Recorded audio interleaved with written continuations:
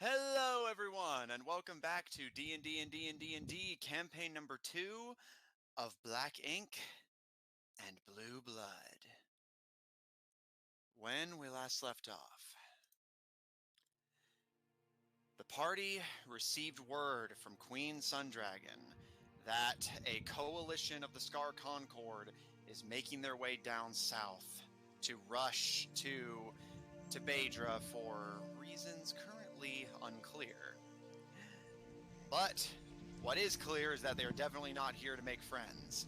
And so, the party readies for war.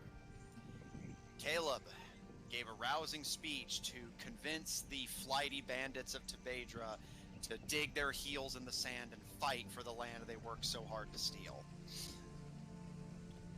Hey, we stole it and we've probably improved on it somewhat. Zephyr makes his way closer to the enemy front to assist in the creation of booby traps that should hopefully cut down the army's numbers before they even arrive at your walls. What's-Is has recruited a mercenary army of oath-breaking paladins in hopes that this glorious battle and war against the Concord may be just the bloodshed they need to restore their lost honor. Meanwhile, Lucian, Tuco, and Dr. Knight frantically work to create a functional stabilization formula for the king, as Lucian seems unconvinced that the Queen's arrival and potential placation will do anything to assuage the coming battle. Many balls are in the air, many people attempting to juggle them, often separately from one another. We'll just have to see how all of this shakes out. When we left off, you guys all bunked down for a long rest. Zephyr out at Tebadra Farms with some of the Tebadran scouts to start setting up traps. The rest of you in Rosewick preparing yourself for what is to come. I'm gonna use my time to fiddle with my spells. Okay.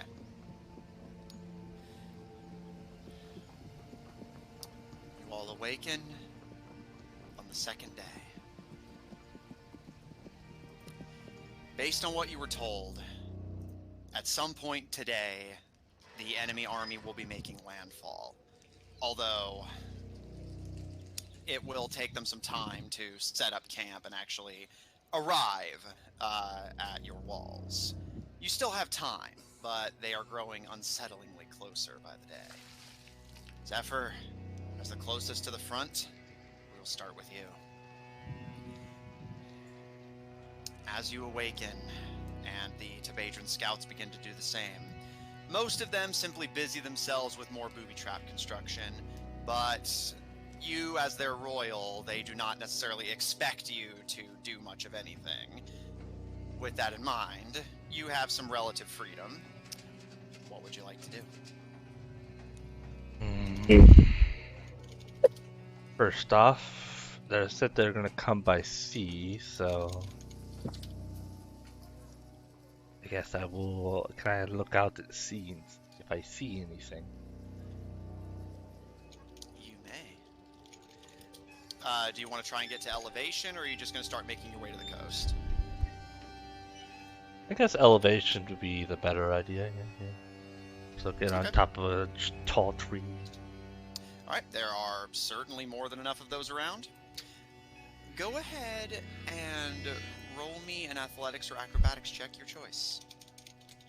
I'm gonna choose acrobatics. I mean, it just seems like yeah, maybe it's a toughie, but and then I'm like but athletics, man, my -2 to athletics or my +15. Yeah, man, it's dope. Oh wow. Well, the good thing I have proficiency, cause I rolled a 2, but reliable talent, so 25. All right. Man, if that would have been the end of Zephyr right there.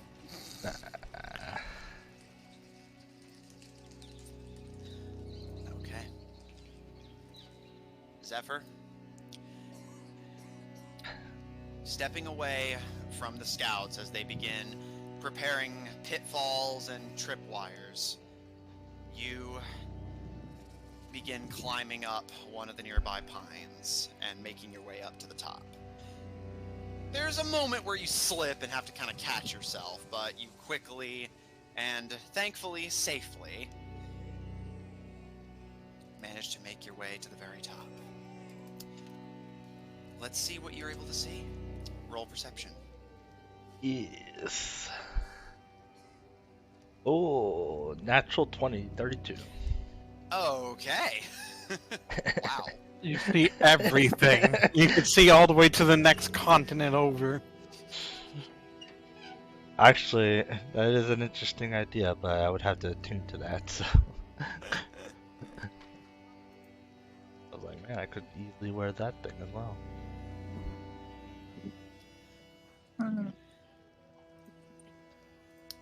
Zephyr, as you climb your way to the top of one of the nearby trees, you get yourself to the highest branch and begin to, with your, I imagine, traditional scowl, scan the horizon. And eventually, they're not particularly hard to find. You see the distant vessels beginning to make landfall. 3 ships in total, each bearing the flag of one of the empires that you were warned was coming for you. Humor, Wyborn, and Argos. The Argosian vessel appears to contain a force of what you are able to recognize by their distinct chitinous armor as Inquisitors, the forces you had encountered in the Underdark that were attempting to quash the rebellion.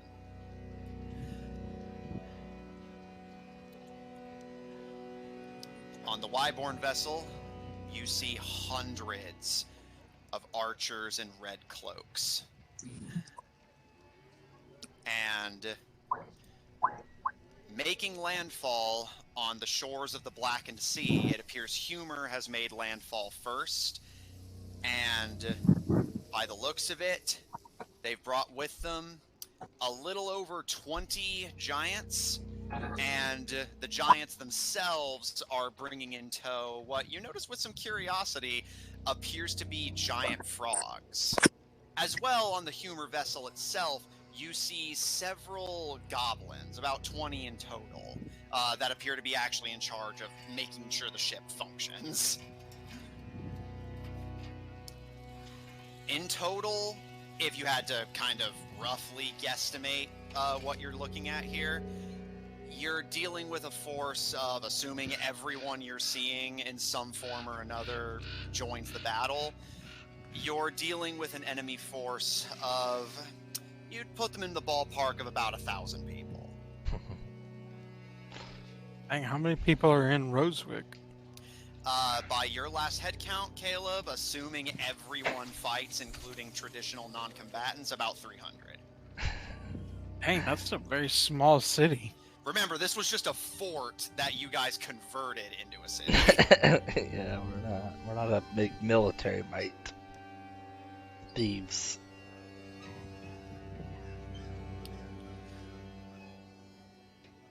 So they did follow the adage of needing a larger force than what you're attacking. Mm-hmm. With a force like this, they could probably conquer you twice. Well, we shall see. We shall see. With that in mind, Zephyr, like I said, it appears Humor has made landfall first. You see Argos is looking to be the second. Wyborn appears to be hanging back. And I will say, with a natural 20 to your perception, you are able to make out on the Wyborn vessel 3 people standing at its head, watching over the crew of the ship with stern expressions. Closest to the wheel, although with no hand actually upon it, you see a figure that it takes you a moment, as she has changed her appearance drastically, but you are able to quickly clock the beautiful face of Queen Wyborn. She is currently dressed in a flowing red robe. However, you do notice, oddly, that one of the sleeves is long and billowing, completely covering her left arm. Even the hand beneath it not visible. Her other is rolled up, allowing her pale, beautiful flesh to be exposed freely. She appears to have cut her hair since you last saw her, now sporting a much shorter hairstyle that has been tucked back for efficiency. And with her face exposed as she looks over the crew with a thinly veiled, almost disgust, you can see that on her left eye, she has what appears to be an eye patch that she did not have before.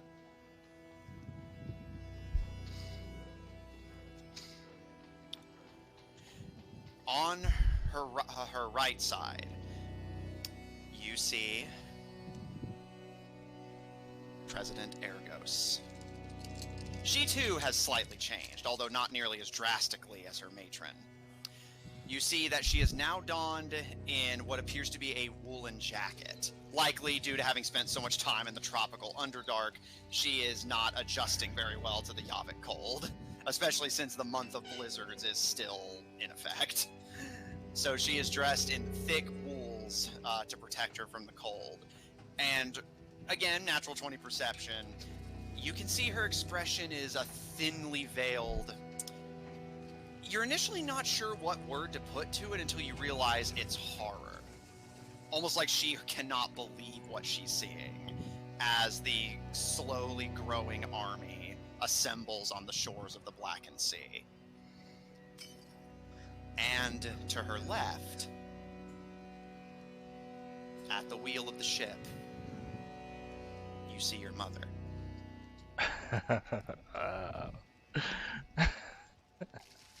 She, as well, has changed her appearance, which for her is not necessarily unusual. However, what is unusual is her change of attire. It's familiar to you in a way that you initially can't quite place. You see that she has traded out her usual silks for what appears to be a simple, practical white leather jacket. Black gloves, a matching black hat on her head, a colorful feather stuck in it at a slight angle. You initially can't place it, but as the final benefit I will give you for your role, she's dressing how your father would always dress.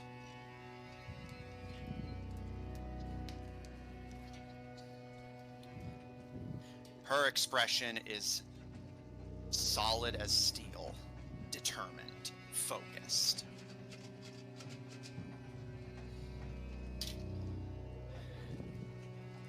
As you process all this, Zephyr, what would you like to do? I will get down from the tree. Yeah, just claw marks now.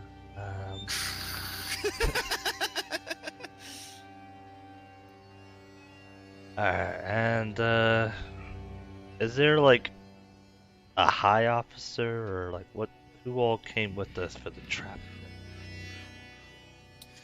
Mostly just the Tebadran scouting force. They do have a dedicated captain, but again, it's just kind of a loose scout force to just set up the traps and come back before the army arrives. But again, they do have an acting captain. You are not familiar with him, but you do recall having seen him around before. Mm-hmm. Do you wish to ask him something? I wish to approach him. Okay. Zephyr, climbing down from the tree, you search the scouting regiment and eventually manage to get your eyes on the captain. He is helping one of his men set up what appears to be a pit trap. You see that the captain is a little on the thin side, his brown hair very wispy, appears to be a half-elf by the look of him. Deep brown eyes, a very expressive and emotive face. His head is covered by a wide-brimmed hat, and he wears a cloak that is the Tebedra orange. As you approach him, you can see he looks up at you, and his expression has this just kind of deep, sorrowful look, but he gives you a respectful nod as you approach and speaks. Your Majesty. You can drop all the formal stuff. I prefer not. I don't really care for that kind of stuff. But you could. I did some scouting, and I can already tell they're here. He gives a grim nod like he was expecting this. How many? Well, the sum total of around 1,000. He kind of sucks in air through his teeth, and his eyes dart around the scouting force, almost like he's doing the math in his head of would we survive if we got attacked right now. Well, I don't think we should stay, or at least I don't think y'all should stay here. I have other plans in mind. There's... I cannot leave you alone out here, Your Majesty. Not with a hostile force nearby. Don't worry. Not sure how hostile they are, but you'd only probably get in the way. He kind of sniffs a little bit. He doesn't seem necessarily offended, almost like he seems like he finds what you said amusing in a way. And he gives a bit of a smirk, and I may not be quite as light on my feet as you, my liege, but I assure you, I would not slow you down. And if I do, you are free to leave me behind. Well, also I prefer someone could go report this to the others. Simply, Is that an order, Your Majesty? I don't really prefer to give orders, but I do. If you can at least spare a man to report it. There's a lot of giants, and there are even giant trolls, and there were some unique others.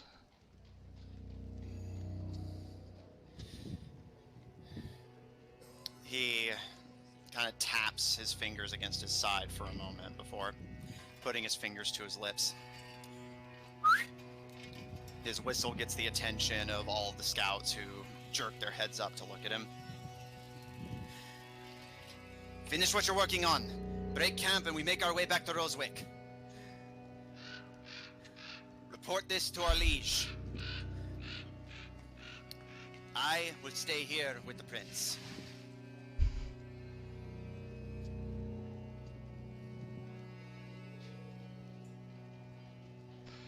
Yes, I will inform some of them of at least again the trolls and the trolls, the frog giants. Yeah, giants. They brought giant frogs with them. Goblins. And of course, a lot the of archers and inquisitors. Yeah, a lot of archers and inquisitors, and also make sure you tell. I guess. Not sure if he's king yet, but future king. Make sure you tell Caleb. It seems as though she's back. The captain kind of furrows his brow. Who? I prefer to leave that to unknown. But you'll probably get to see her soon. The captain kind of bites his lip, but gives a nod to the person he was building the trap with, who seems to get the memo and gives you a nod. They will report, but I will stay here with you.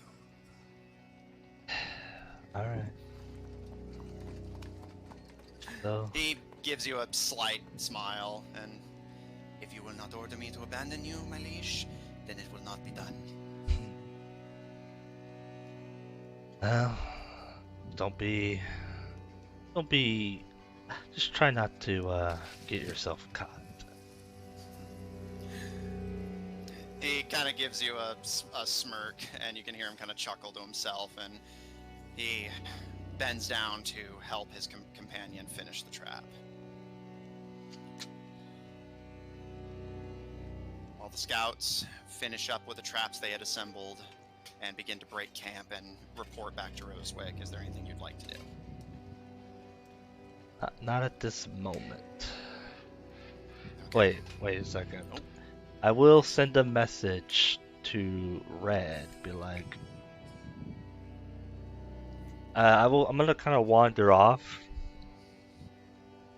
but I will send a message to Red and simply state, "Are you back at Tebedra? If so, give Caleb a message. Mom has brought an army."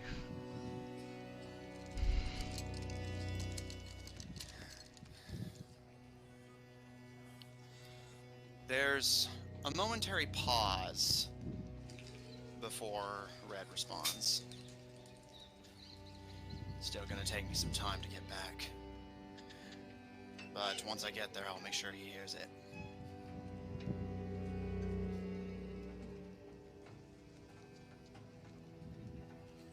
Alright. That he is nothing for at this very moment. Okay.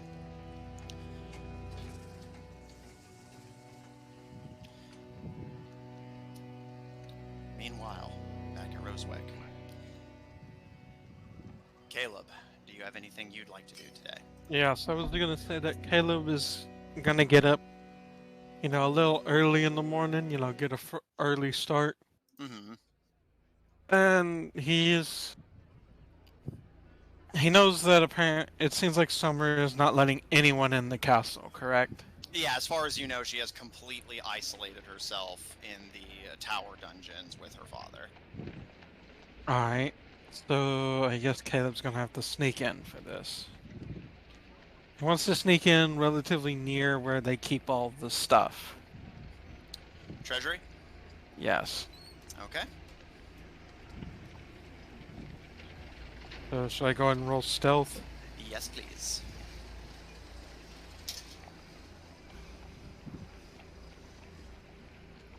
Okay, it's gonna be a 24 unless I get the advantage. You do have advantage anyways.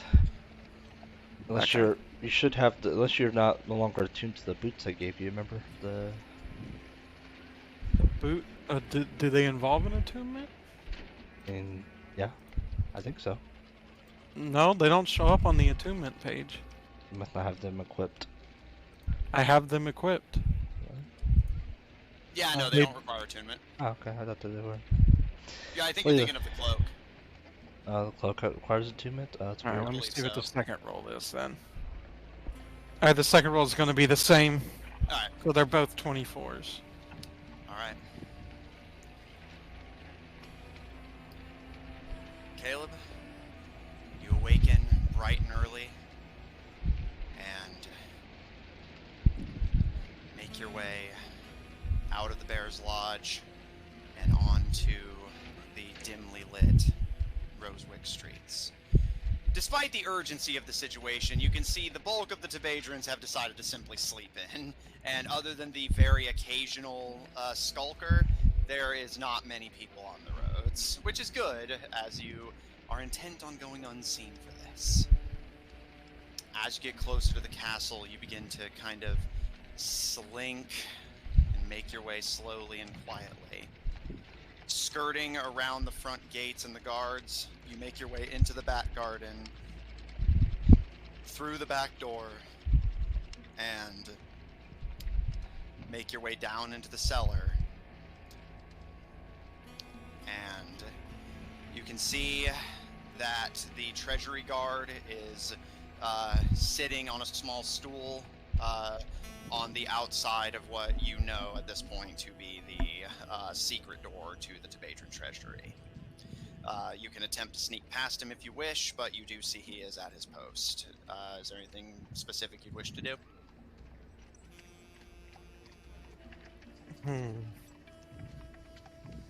Alright, I think... Is it the guy with the seeing thing, or is it just a random guard? The guy who can see things. Okay. Okay, that's good. I don't gotta, like... There's no point sneaking past him, because he'll instantly know you're in there anyways. So Caleb will just approach him.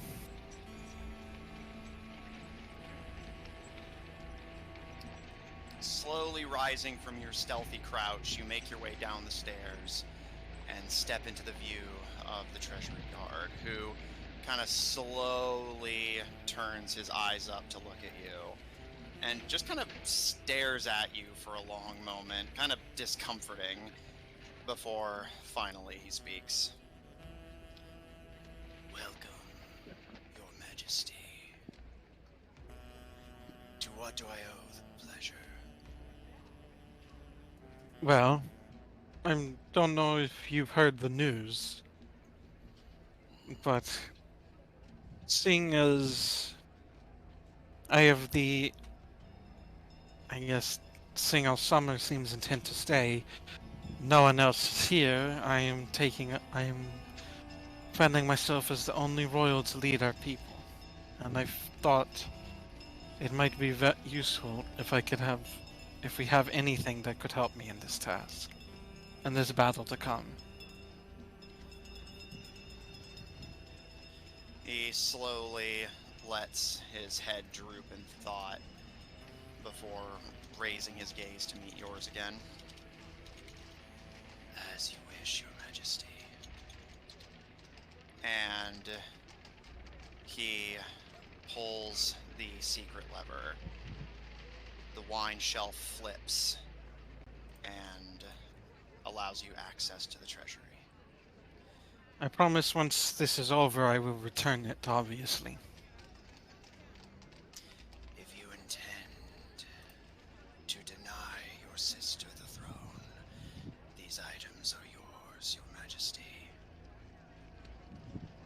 Well, we shall see what happens. How have things been in the castle? From what I hear, almost no one is allowed in anymore. He gives a slow nod. The castle was infiltrated. All floors were searched, but nothing was taken. The princess has been abandoned by her family, and now stands alone against the potential fall of our people. Spirits are low, the same as bodies.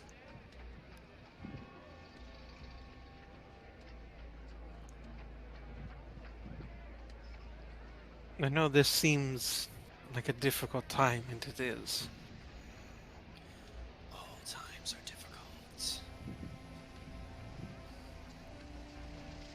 But just as I let everyone else know, I will do everything I can to ensure that we come out of this.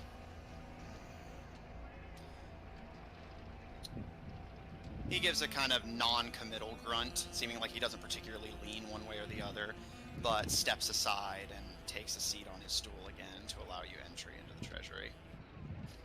Alright, Caleb will enter and see if there's anything, like weapon-wise or protection-wise or anything that might help him in this. Roll investigation. What's one thing I really need to get a proficiency in? Dirty 20. Caleb, as you begin to search the treasury, rather than Zephyr going for just what seems the most immediately valuable, you focus on potential militaristic use. You see that there are multiple interesting looking armors. You can see a kind of odd looking purple shield The shield itself seems to be made out of an odd kind of bumpy texture, almost like something between leather and scales, almost like alligator skin. A set of armor that appears to be golden, and a black cloak that appears on its own kind of unremarkable. However, you do notice the clasp that would attach it around your neck has a red pendant on it. And in the realm of weapons, you see that there appears to be only two. However, you know most things in the treasury tend to not be what they appear. A odd-looking dagger that's kind of a pale blue color, and a sword that appears to the eye incredibly plain, like no distinguishing markings on it at all. Can Caleb identify these items? Roll Arcana. Arcana. And I guess for my reference, is there any one of them that you're, like, kind of particularly prioritizing? He just wants to identify what could be useful and then figure out what he wants from there. Okay. So Arcana. Okay, let's see if we can do better than that. Oh, yeah, we long rested, but I'm gonna use one now anyway, so I'm just gonna leave that used one.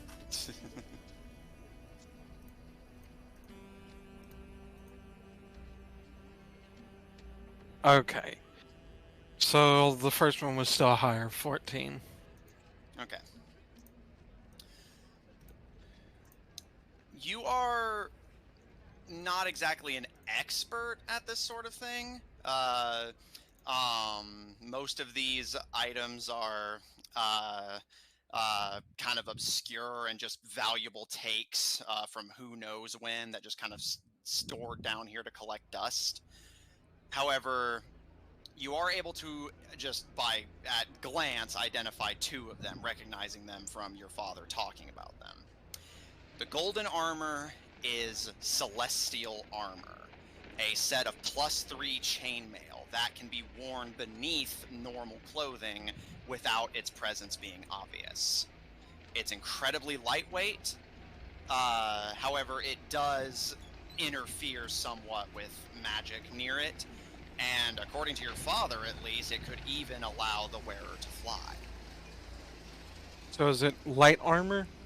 It is chainmail, which I believe is heavy armor. Yeah, so he couldn't use it anyways. Yeah, heavy armor. Yeah, so he couldn't use it anyways. He can only use light armor. And the light blue dagger you recognize as a dagger of doubling. A weapon that you can split into two daggers, and if either dagger is thrown while in this state, the dagger you threw just vanishes once it's made impact, and then you can split the one you're still holding again. Oh, interesting. So in theory, as long as you kept up that pattern, you could throw infinite daggers. Alright. So I guess the others are gonna have to get a little more hands-on to figure out what they do. Yeah, you're not familiar enough. Alright, I guess the one that confuses him the most so far is the sword, so he's gonna pick it up and see if that can help him identify what it is. You kind of look it over. The weapon is thin and dull gray. Appears to be a short sword. You're no closer to recognizing what it is, but from behind you, you hear Morris speak up, kind of jolting you a little bit as you hadn't realized he had even entered the room. Do you have questions, my lord? Yes, actually. If you wouldn't mind helping me figure out what these are. Of course. I know the arcane properties of all within my vaults. This blade has illusion magic placed upon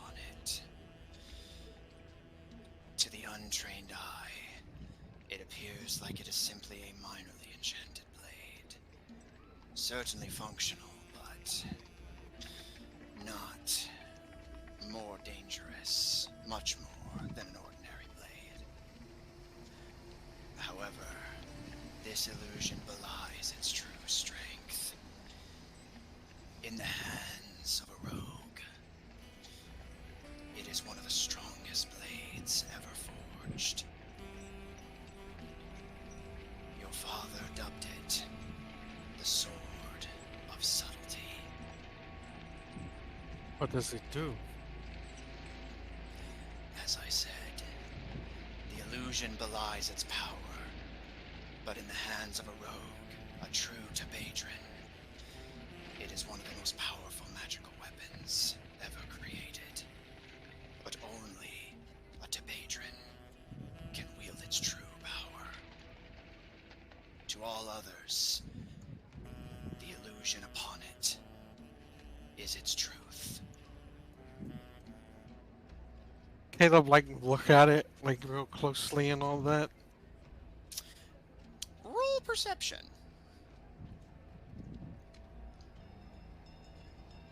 Okay, 21.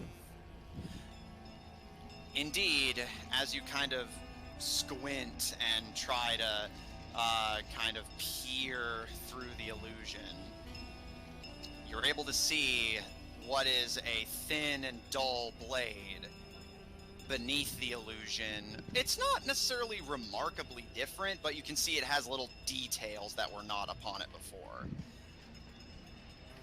The blade is serrated and curved. There are arcane markings. Interestingly, arcane markings written in thieves' cant, dotting the hilt. And its luster is incredible and bright, completely untarnished by time gathering dust in the vault. These items require to spend time with it. I forget what they call it. You need not attune to the blade. Others in this vault may require greater commitment.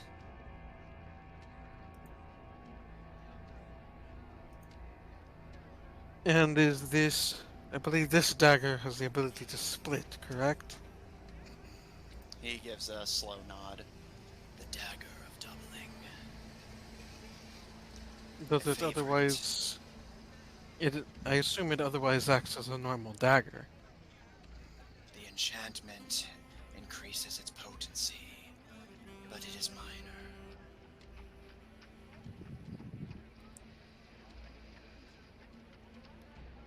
I think Caleb will...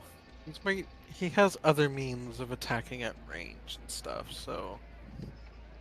I think he'll maybe give the sword a try instead of the dagger. Okay. Also, was it like a really big shield? It appears to be just a normal sized one. It's Or not like like a a- tower shield or anything. Like, so it's like a buckler? Not quite a buckler. It's basically like a traditional knight's shield. Okay. But like I said, it's made of a kind of odd, kind of scaly material. Okay, so what about the cloak? What is the cloak? I already have a cloak of protection, but...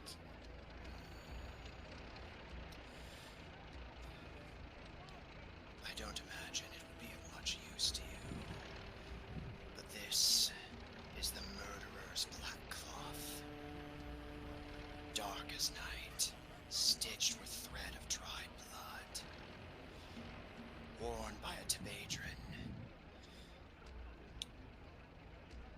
Your strikes will be potent, but death will not be granted.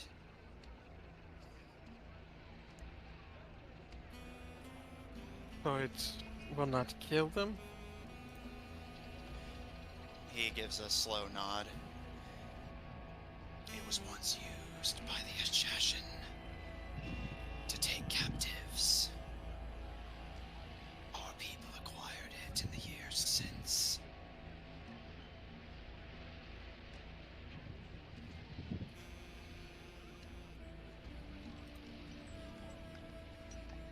And what about the shield?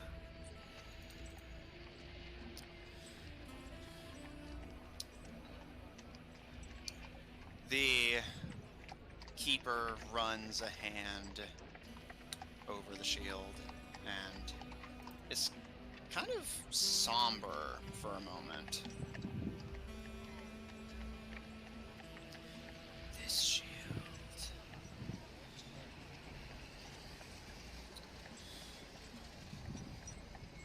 This shield contains a soul. But a soul that is loyal, bound to its master. Even unbidden from your hand, he will act to protect you.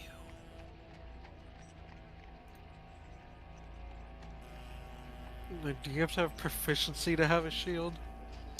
No, but if you don't have proficiency, then I believe you cannot cast spells, and let me check what the other downsides are. You get Yeah, like there is some. disadvantage. You get disadvantage on stealth checks and like other checks, like saving throws. A lot of disadvantages.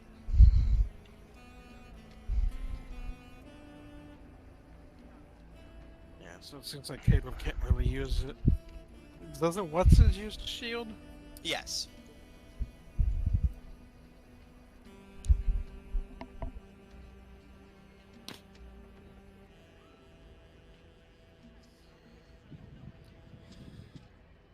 Will there be anything else, my liege?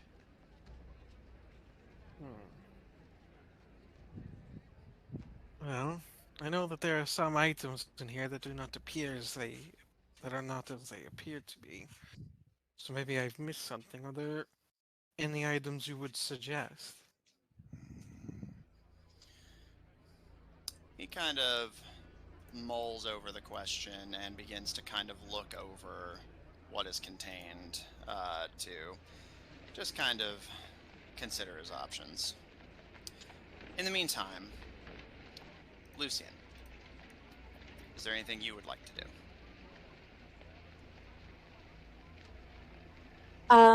The only thing I needed to do was some components, but otherwise, I don't really have anything I can do.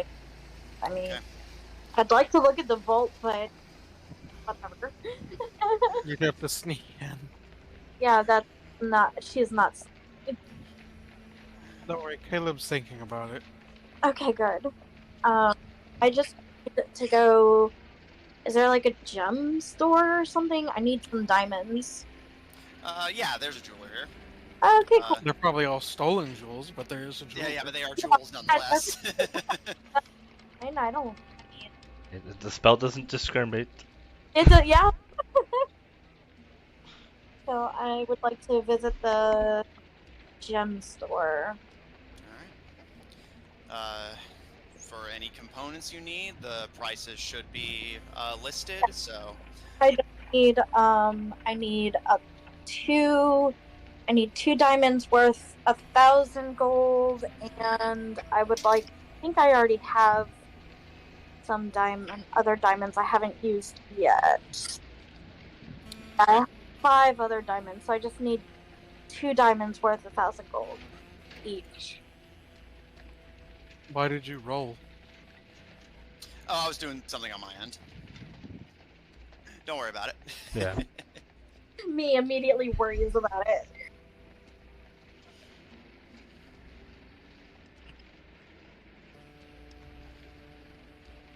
I saw a video. I was like, man, you could pick out the DM by like implying you have a big plan for something. Yeah, you really can, honestly. I have a plan. Like, Is that like the DM's version of when the DM rolls a dice?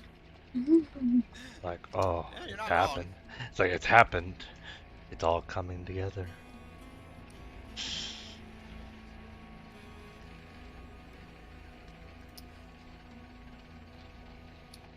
Morris kind of skulks around the treasury, gathering a seemingly kind of random hodgepodge of items before he eventually approaches you again, his head bowed in a slouching bow as he holds out to you 3 items. You see a small silver rod that's about the length across of your palm. Oh. What I think it is. A set of goggles that are, the lenses themselves are bulbous and seem impractical, almost like periscopes, but there is a leather strap that allows them to fit on the head. And a kind of dark blackish purple headband with lettering on the front on a metal plate in a language you do not recognize.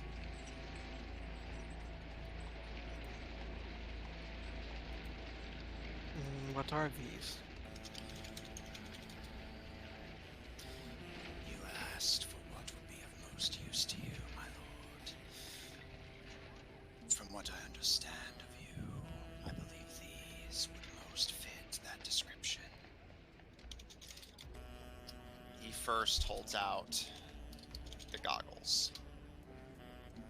That weapon you carry on your back, your small size.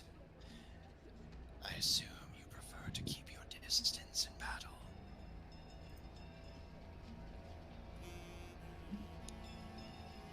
If I must, but I'm not. But if I also need to get in close, I am capable. He kind of gives a little bit of a shrug, but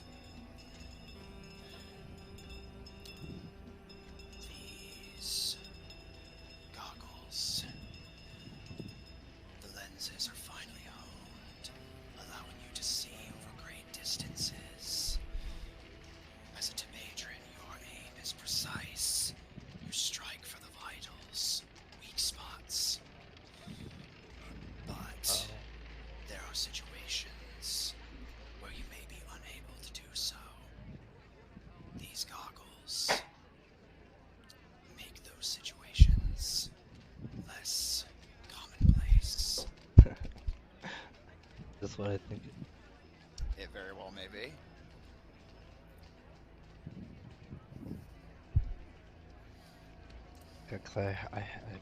I have some eyes of the eagle. Not quite. This one is a unique item, specifically for rogues. Oh, okay. Oh, they're items that like only certain classes Yeah. can use.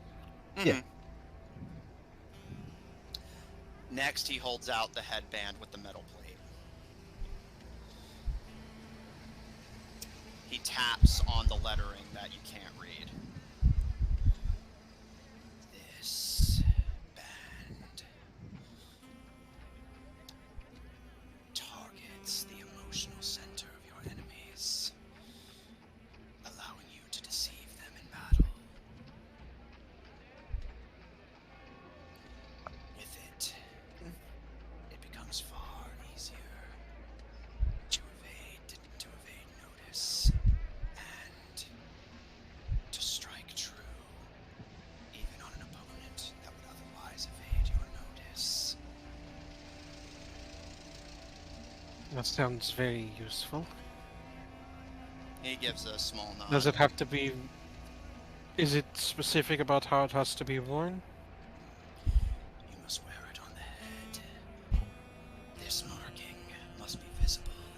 And he places a cold finger on the direct center of your forehead, where your third eye would be.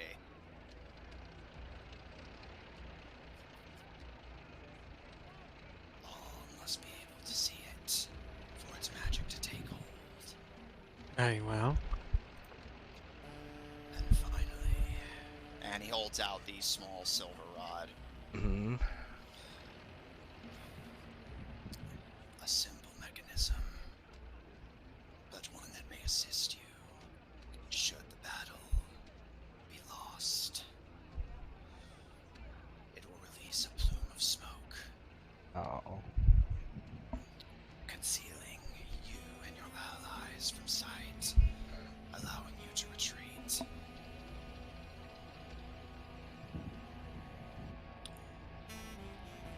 He offers you a wand of fog cloud, a headband of ninjutsu, and It is a reference, isn't it? yes, and a set of sniper goggles. Alright. Kind of will take them and find use for them. Okay. I appreciate it. He gives you a small bow. Would I with be... his chest. Speaking of my companions, would it be alright if I took one item for them? As you wish, my lord. Alright, for one, I think the big one will like the shield. Do you have any... I hope the shield will not mind if I give it to someone else. As long as it is wielded with care. And... I know the other elf, Lucy, and I think she's more magically inclined.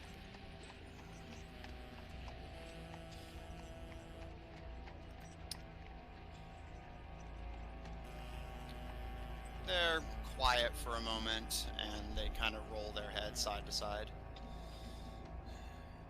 Unfortunately, all that would be of use to a spellcaster, the young prince has already laid claim to. Zephyr? He gives a small nod. Wait, what? My apologies, my lord. Very well. Wait. There's one. He kind of hunched, makes his way over to one of the shelves he had been rifling through earlier, kind of mumbling to himself before finally pulling free another small handheld rod. This one, a similar kind of silvery color, although you notice this one has kind of blue, almost like oceanic markings running down its length. Here, give this to your spellcaster. If arrows should fly and find their way to her, she need only click it in place. And he, as if to prove it, it almost looks like he's gonna snap the wand, but it just kind of cracks like a glow stick, and you see a kind of translucent set of armor appear on Morris. It will protect her if she cannot protect herself. And he holds the now snapped wand out to you. Very well. Thank you again, Morris.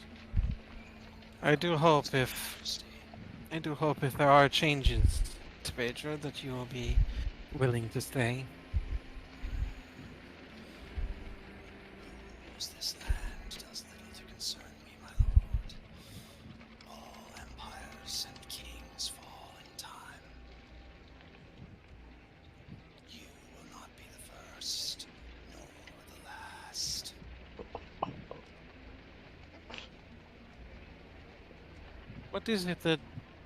What is it why you wish to be here so much? What? I never understood it.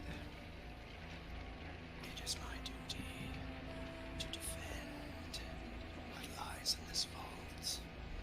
I have been sworn to it, bound to it, but I am not so similarly bound to he who lays claim to its contents.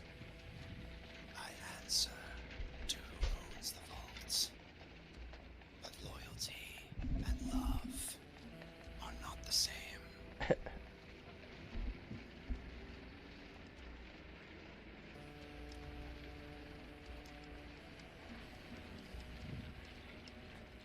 How did you come to be sworn to this?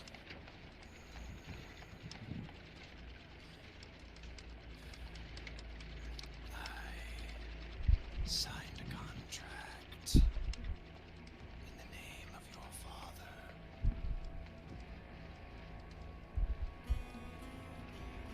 It is my duty to defend this vault,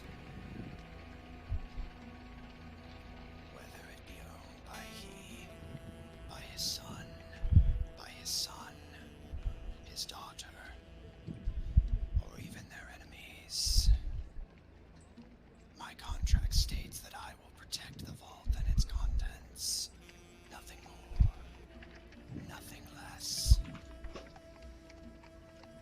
Did you get anything out of that deal?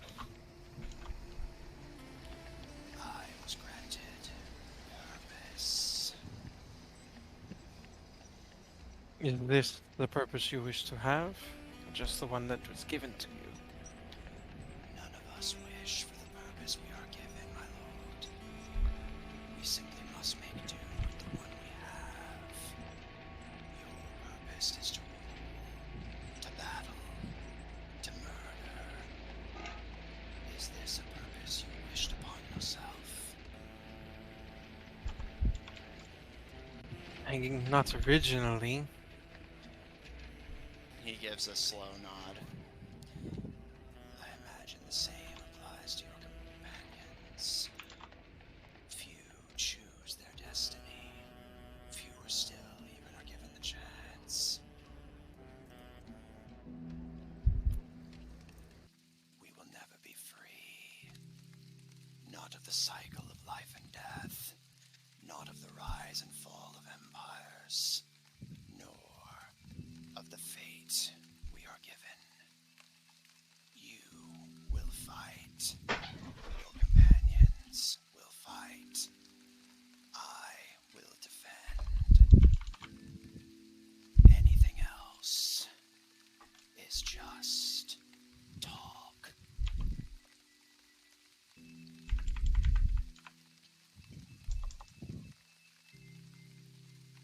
Well, for what it's worth, I do think I do think your service should deserve more reward. Can there be a greater reward than purpose fulfilled? Who says there is only one? Who says people have only one purpose?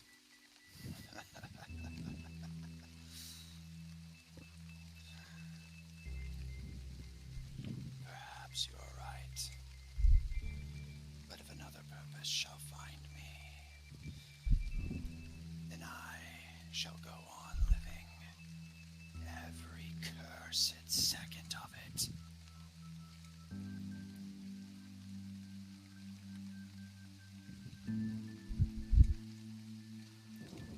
And I guess with that, Caleb will leave with the items he has gathered.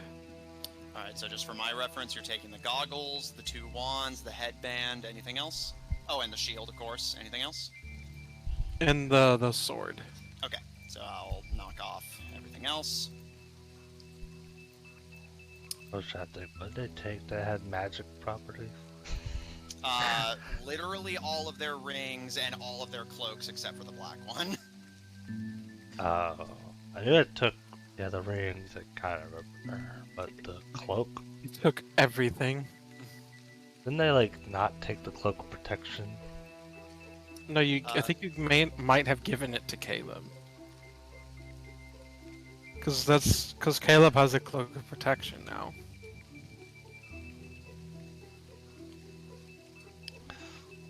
So wait, what are the items? I will add them on D&D Beyond and put them in your inventory tonight, but just for your reference, you have a Wand of Fog Cloud. Oh, they're all homebrew? Yeah, a Wand of Fog Cloud, a Wand of Mage Armor, a Headband of Ninjutsu, Sniper Goggles, an Animated Shield, and a Sword of Subtlety. Mage armor? Yeah, a Wand of Mage Armor.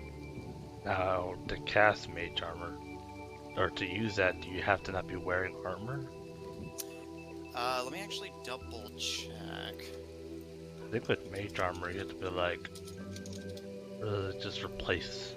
I don't know, it's been a while since. Yeah, as long as they're not wearing armor, protected magical field surrounds it.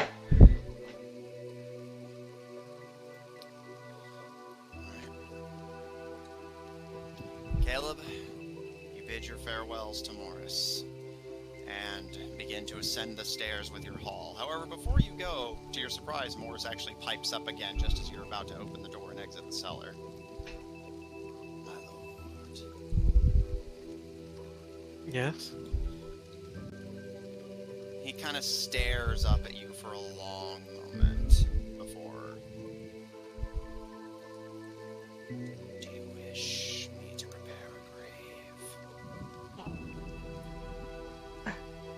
might have to prepare many. I hear there are many coming who will need to be buried. He kind of stares at you for a moment, not initially responding.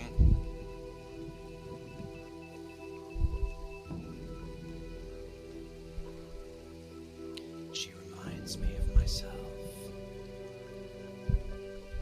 Alone in this world, forsaken by all.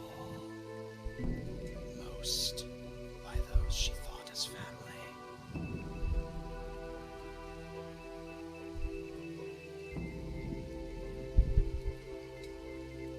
Caleb kind of thinks for a moment. Maybe there is one more thing I need to do before I leave. As you wish, my lord. Caleb will put the items away. Though you will see about. Did the sword come with its own sheath? No, but again, it's a short sword, so it'd be fairly easy to repurpose one of your current ones for it. Yeah, I guess now he'll take one of the sheaths from a short sword that he has. So I think he still has a short sword, right? I think you have multiple. I have many daggers, because I originally intended to throw them, but I've never thrown them. There's a dagger which that basically, infinite. Yeah, he has a short sword in his backpack, so he'll take the sheath from that short sword and just hope it doesn't stab through the material into his back or something. Maybe he'll shove the blade into his bag of holding, just to make sure. Alright. They assume once it's in the bag of holding, it can't cut the bag of holding, right? Yeah, as long as it's, like, comfortably inside, yeah. Alright. Stowing away your haul, you make your way out of the cellar. Is there anything else you would like to do? He wants to try to speak to Summer one more time. Before things get too busy. Okay.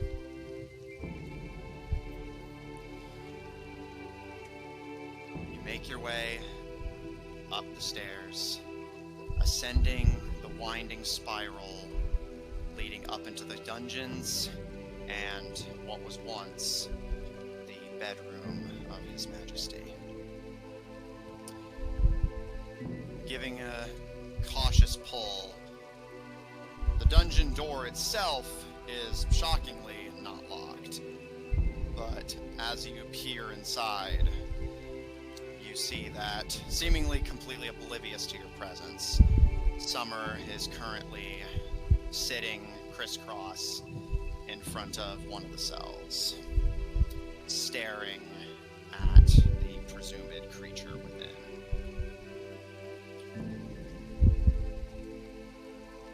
Her expression is blank and broken. Not even energized enough to be angry or upset, just staring. Caleb's gonna make sure that, he wants to make sure that, he'll, I think you can move it. He wants to, move the things holding any weapons he has, as far back as possible so they're not, immediately at hand. Yeah. Try to seem a little less threatening. Summer?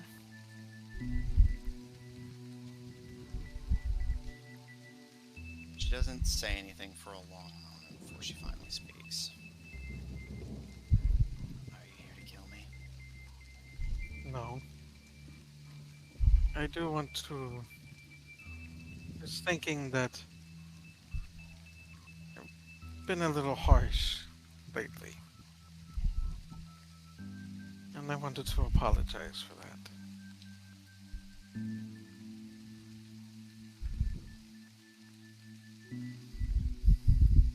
And a thought occurred to me. With Loop disappeared, father sick, the queen gone, I was off Aegis. No, not Aegis. Was it Aegis? Yes, Aegis in this case. You were alone before I got back. She runs a hand tenderly along the bars of the cell door, but does not correct you. She simply listens.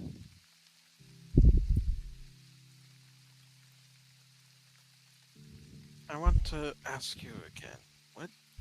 What is it that you really want? Did you want a family? We had one. We had a family. I don't know what happened.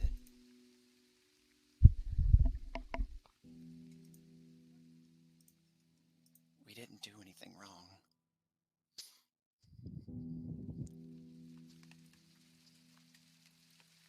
Do you wish to know why I have changed about Father? Why? I learned some things. Do you know how I got into the situation where I was brought into the family?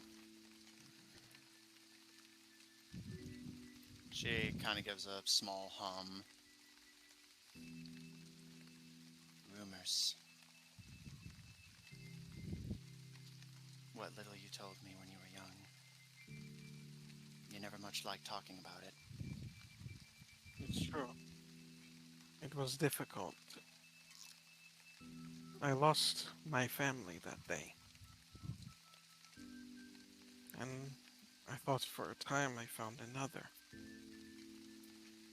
But then I learned Father is the reason I lost my first family. He sent them on a raid that he knew was a trap. It was part of a deal he made with Aegis for their recognition.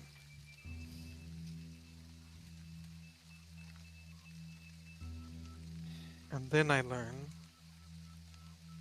that there was a night. I guess I wasn't turning out exactly how Father wanted. So he brought the Concord in. Had two of their members. They are the reason They are the reason why I have the black blood. You remember I showed you, right?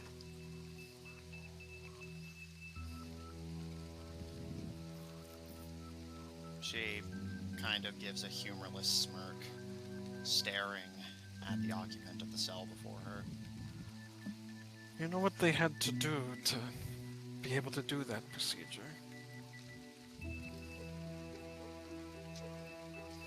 They had to kill me. That's why I was asking if you heard anything over a winter at any night. According to someone who's turned from their side. What did Dr. Knight say they did to Caleb? That they sent Lucifer and Kaloum to nab you while you were on your way to the academy, and they killed you and dragged you back to the Concord's base to be. But didn't she say experimented on. specifically how they killed him? Yeah, you were shot and then had your throat slit. They shot me multiple times and then, for good measure, slit my throat. Father had me killed. Though he didn't know that they were going to bring me back. But they brought me back as something I was not meant to be. Until recently I was that way. Until I was... Again, someone turned from their side. They gave me a means of stabilizing it. This is the same means that will be able to cure Father. It doesn't get rid of it, but it makes it where the negative effects of it will go away. Including the negative personality effects it was having on me.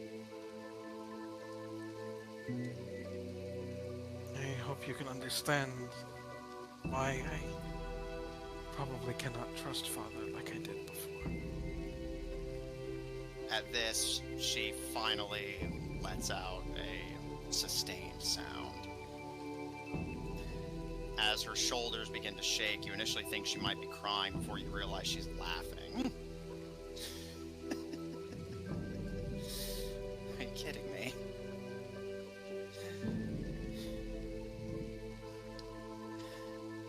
Zephyr may be emotionally constipated, but even more than him, you kept all of us at arm's length. You never treated us like family. Unless you're gonna try and tell me that a little kid could piece together a murder mystery like that.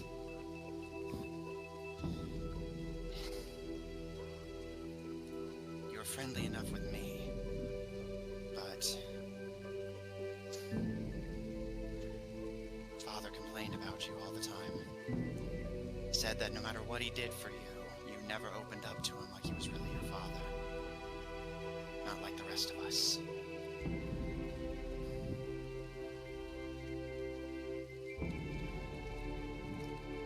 So I guess I'm sorry too, Caleb. I'm sorry that being royalty wasn't good enough for you. I'm sorry that being a prince with a loving family that could make up for what you lost wasn't good enough. I don't remember what it is that put him off about the king. Roll a history check. Let me get out the... Oh wait, hang on. I think it's gonna be 23. Let me check. 16 plus 7... 23, yes. There was no immediate action that did it, but from a young age, you were always possessed of the idea that the king didn't see you as family, he simply saw you as a tool. I don't remember saying that.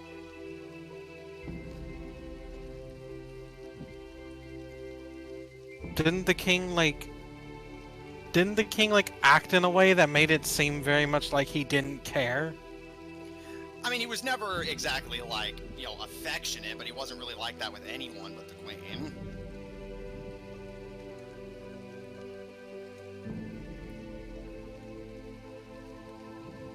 Because I remember you saying that, and then that's why I said that Caleb probably never really went around to him, because he could tell he was bullshit.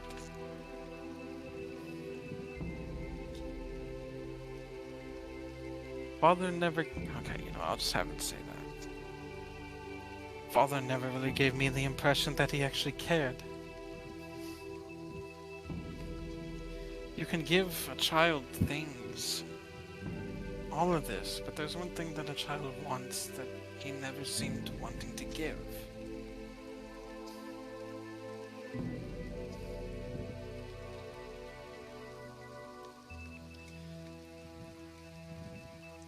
She kind of needs more than just wealth, comfort. They need, well, love.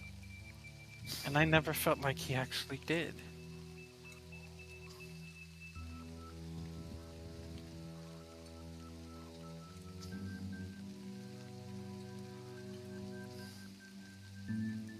She kind of pinches the bridge of her nose and leans back.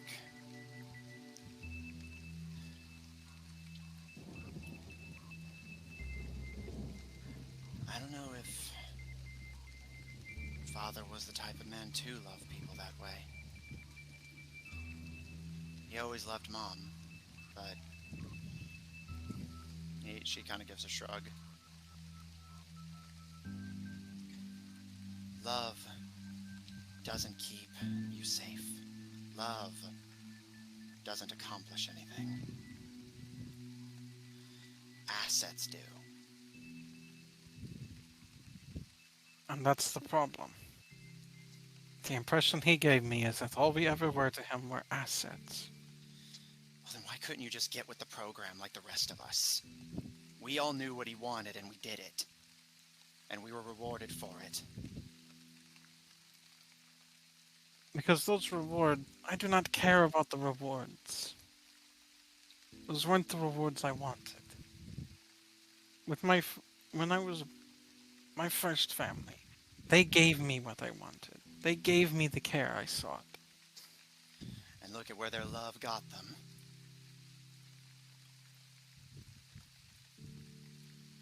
Their love didn't do anything. A treacherous king got them into the grave.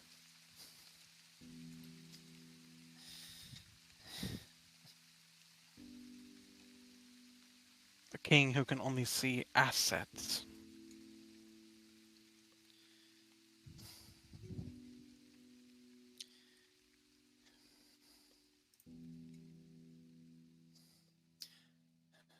For what it's worth, I'm glad you're not here to kill me. Because I can't wait to see you destroy this kingdom.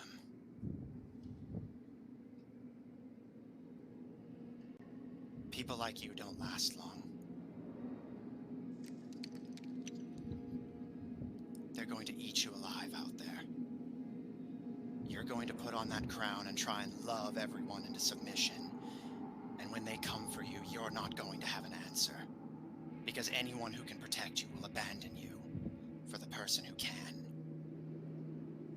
Mom was smart. The moment the king couldn't keep her safe anymore, she left. And she's not coming back. Laub figured it out too. Zephyr hardly needed an excuse. He was already coming and going as it was.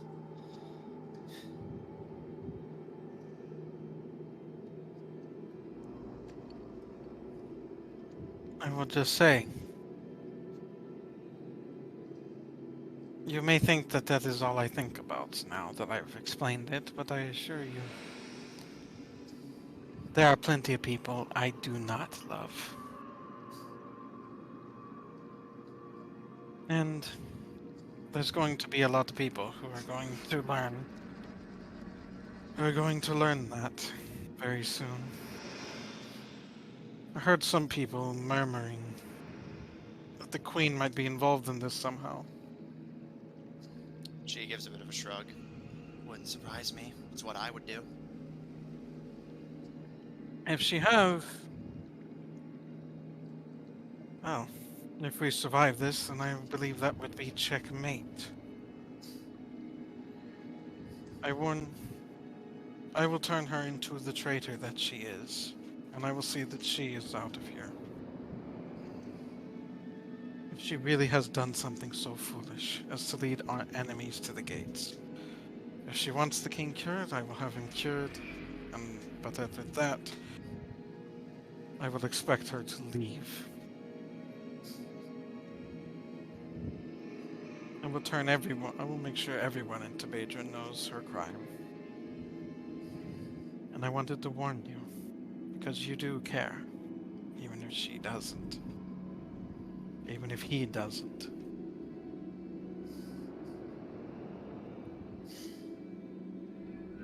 No one cares, Caleb.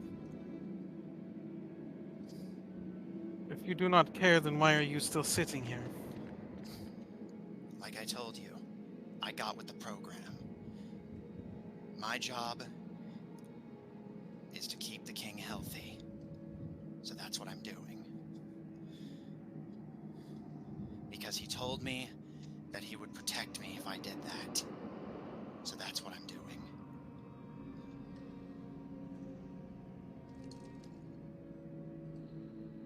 I'm not stupid. Yet you don't let... Yet... You are the only one you let near him. There are people... Your skills are great, but there's always room for more. If you really... If his survival was really your sole concern in this matter, why didn't you bring in the best doctors? Why is it just you? Because the best doctors are just like everyone else. Everyone except you, it seems. They have their own motivations. Sure, I could give them everything in the treasury for their help. But why get it from me when they can take it over my body? Nobody's going to work for what they can steal.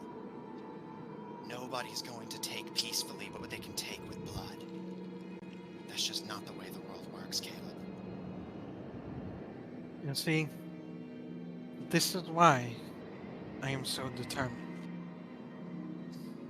Because while that thinking may work in the short term, all it does, if you stab everyone for their gold, then everyone will in turn stab you.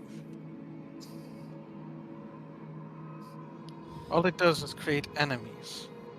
And look what that has gotten us. We had enemies. Now those enemies are not the gates. With our own treacherous queen at their head, apparently, possibly. If nobody trusts anyone, then it is just stabbing over and over again. The only way to think that you can make something that actually lasts is with a little bit of trust. Did Father even have a plan for what would happen when he died? Or did he just decide, oh well, that's not my problem anymore? Of course he had a plan. Unfortunately, thanks to you, that's all going down the toilet. But did he never named you the heir? It's obvious I should be the heir. I'm his daughter. Loop was going to challenge you. And I was going to win.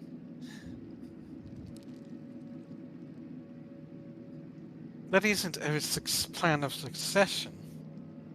A plan of succession would have been he named one of you will guaranteed to be his heir when he dies. He never did that, did he? She gives you a cold, merciless smirk out of the corner of her eye. What would be the point? He could have named me the queen, walked away from it all. And you know what would have happened, Caleb? We'd still be right here, having the same conversation. You never cared about what he had to say before. Why start now? Why start next to his deathbed? Is that when you're suddenly going to start respecting his wishes? If I can pry a coherent answer out of him telling me that I am queen by his order, are you just going to let me take it? Or are you just going to do what you're doing now and take what's mine? Because that's what a Tavadran does.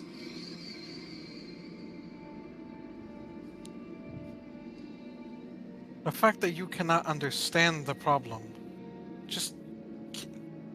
it just confirms to me that you are not meant for this. Regardless of what you may think. You're skilled. You're skilled with chemistry and alchemy and all those things. You're smart. You could be the best at that. You could be the best at that in probably all of Tavadra, if not farther. Yet you want to cling on to some throne that I do not think would suit you well. I don't think anyone's suited for it.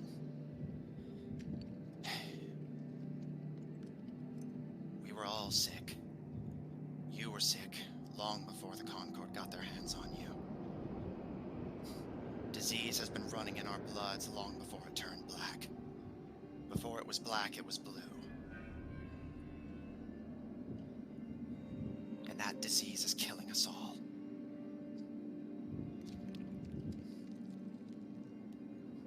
I know you see it too. It's in your friends, the elves, your brother. All of them have it. That arrogance. They think the world owes them because they were born special. I'm smarter than everyone. I'm sneakier than everyone. I'm stronger than everyone. Everyone has the same bullshit reasons to think they deserve something that other people don't have. But I at least have the lady balls to admit it. I may not deserve the throne. Nobody does. There is not a person in Yav who deserves to be on the thrones they have. The general's a tyrant. The emperor's nowhere to be found. Our king's rotting in a cell.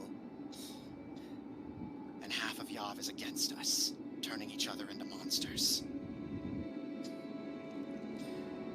Long before the Concord arrived, we were all at each other's throats. It's always been that way. There is no right to rule. There's just selfish people who take it.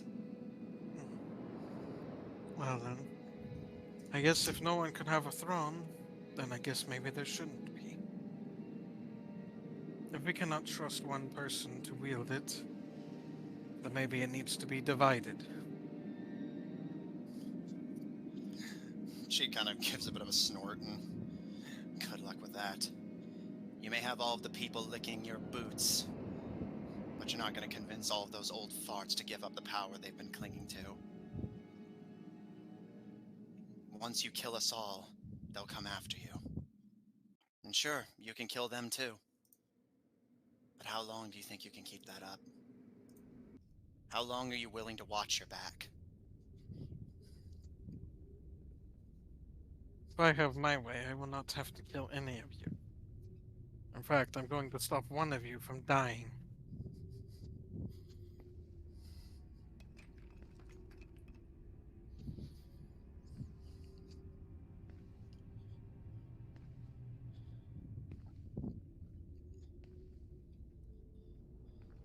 I've been hearing people telling me that it is time for a change. Maybe it's not simply a change of who is a king, but a change of what is a king.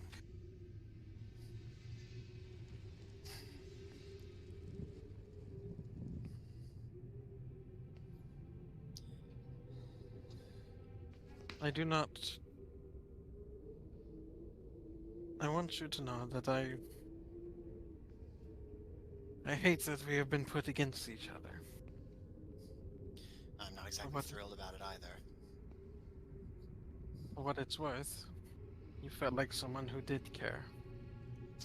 Of course I did. That's why I spent so much time around you. I think we all did once, in our own way. But I saw that die the moment the king coughed for the first time.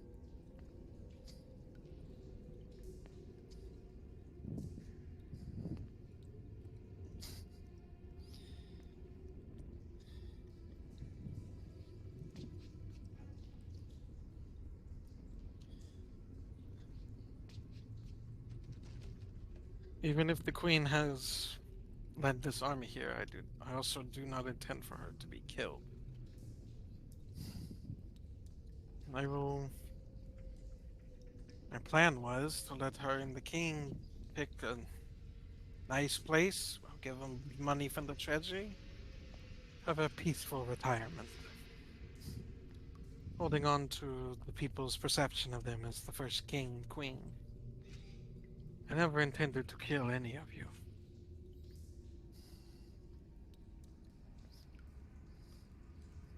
Even if I felt like something was missing. It was this family that gave me a better life.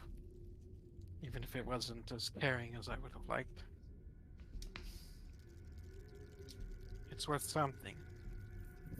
Worth enough not to just kill you to get what I want.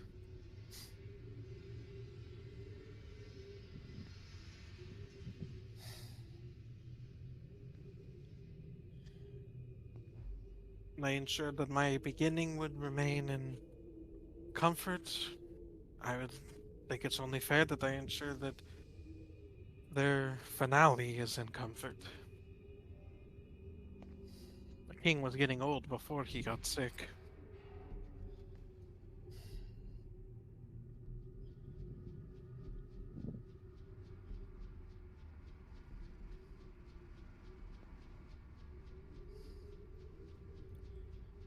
She's silent for a long moment.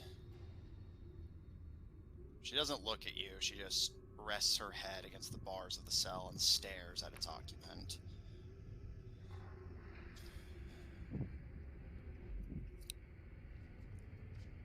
If you don't do it, somebody else will. We won't survive out there. I won't. I wasn't going to make you do anything. You do what you wish from that point on. I'm staying with my family. What's left of it. And if it concerns you enough, I can ensure you have a guard. You can handpick whichever guards you trust the most and take them with you. That's a short list. Well, there's bound to be some of them. She gives the ghost of a smirk, but leans back with a sigh, and Whatever y'all would need, I would ensure you get it.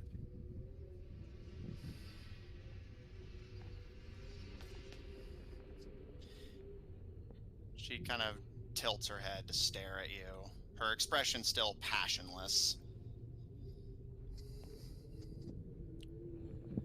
If that eases your conscience. I believe it is the least I can do.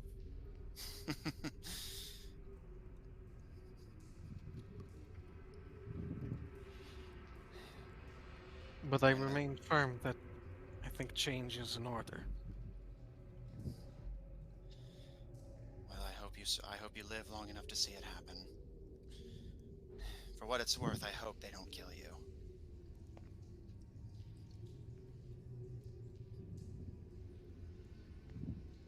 And I hope that I can make sure that they won't get the opportunity to do the same to you. The Queen may, if the rumors are true, even if the rumors are true that the Queen is at their head, things happen when soldiers are away from their leaders.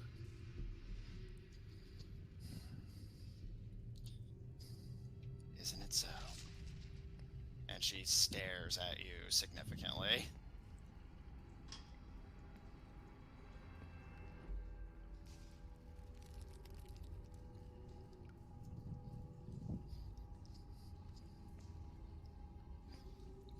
Oh.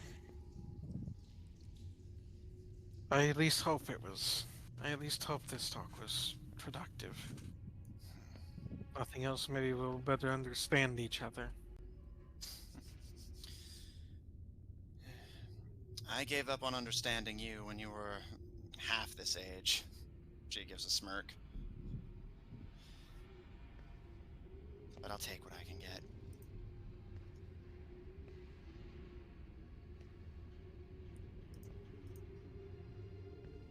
And Caleb will, I guess with that, take his leave. And he's had a thought. He's gonna go back for that cloak. The one Okay. that can't kill someone. Okay. But apparently can hurt a lot. Indeed. Okay. You also acquire the Murderer's Black Cloth. Caleb will say to Morris, "Okay, I mean it this time. I'm going to leave now. Sorry to keep bothering you." He kind of shakes his head dismissively, and once you reach the top of the stairs and prepare to exit the castle, he once again pipes up as you're on the way out. I did not expect you to go. I had some things I needed to say. But now I guess I should probably go speak with the general. I was probably planning to be done. He gives you a bow, and I will keep vigil. And he sits back on his stool and stares out into the cobweb-filled cellar. Alright, so for real this time, Caleb will go ahead and take his leave. Alright. He probably realized what he thought of after what Morris said. Yeah. At least he wasn't yelling at him by the end.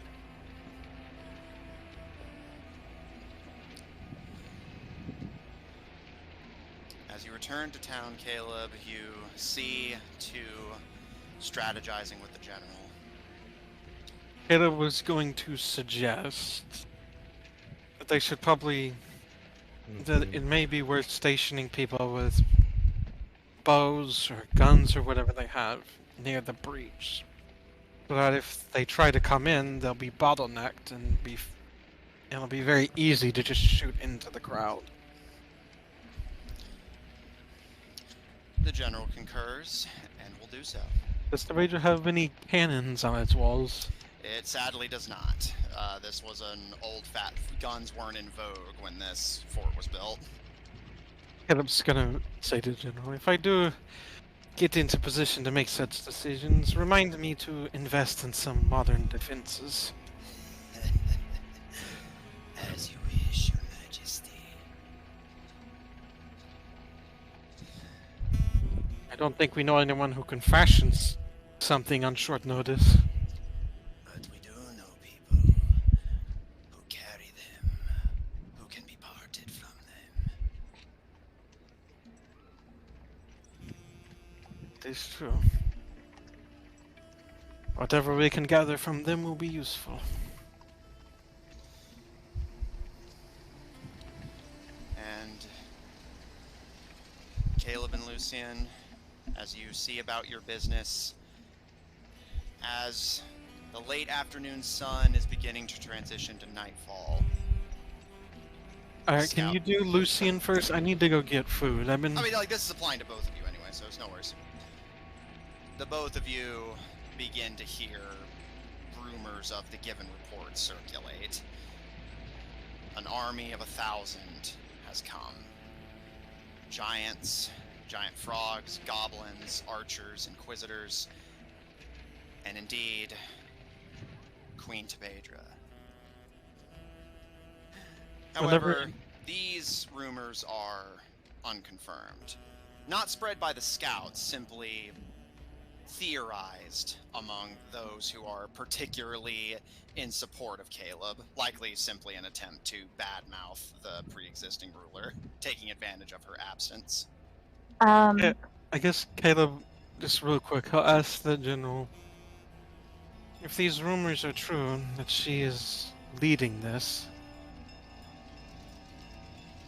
Remind me again, how does Tebedra deal with traitors?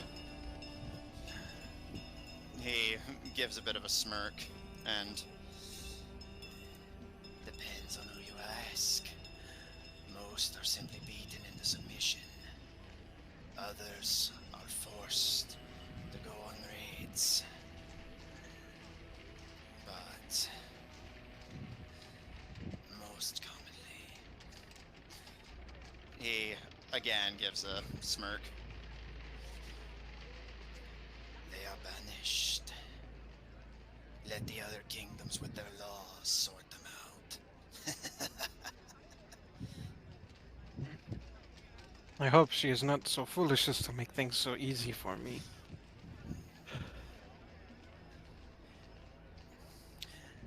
If she has indeed come with blood in hand, then do I have your permission to die, Your Majesty? I would prefer if you could avoid it if possible, but I guess if it's gonna happen. He gives you a smirk. I'll pass word along then. Maybe don't tell everybody that. He gives a bit of a shrug.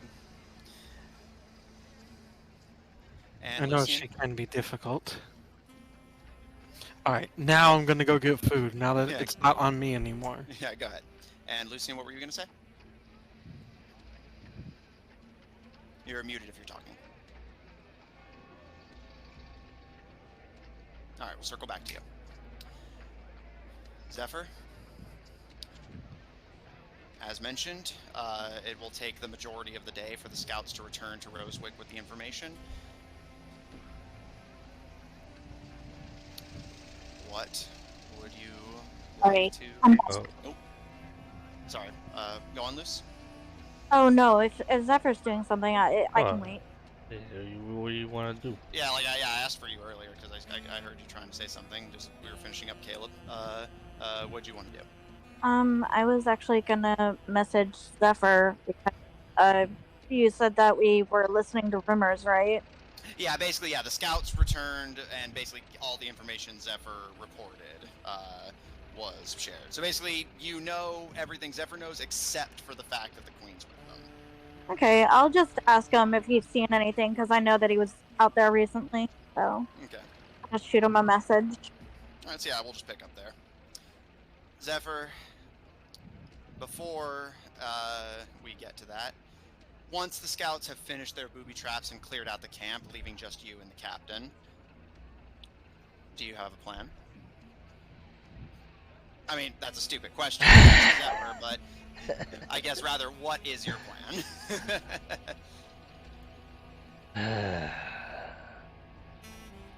Well, I will first off go towards their encampment that they are setting up. Okay. Interesting.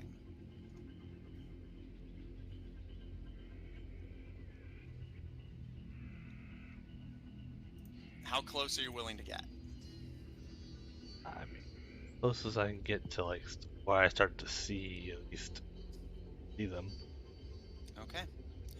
And I'm assuming you're being stealthy? Of course, yes.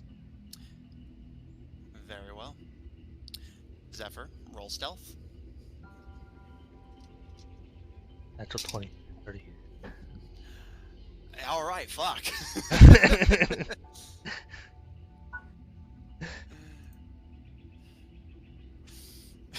I mean, yeah, wow, my god. Like, D&D Beyond has been kind. Ah, yes. Don't get cocky. D&D Beyond giveth and D&D Beyond taketh away. Yeah, that's where all of my modifiers come in handy. But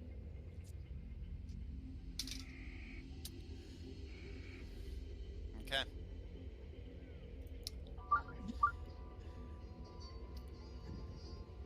It's about like noonish by the time that the scouts have completely cleared out, and you and the captain begin carefully making your way out to the enemy encampment.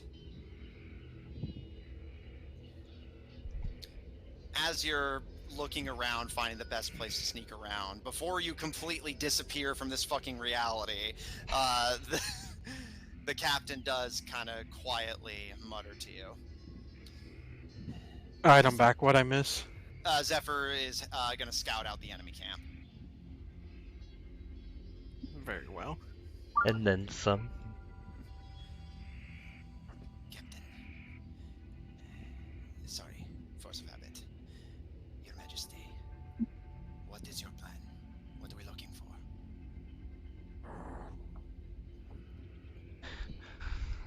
I will whisper to him. I wish to have a conversation. He And gives a slow nod. I'll watch your back. that will be difficult as I'm gonna go invisible.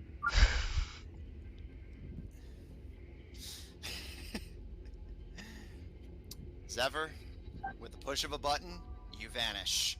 And with your natural 20 on stealth to make it, what'd you say, a 30-something? It was 30.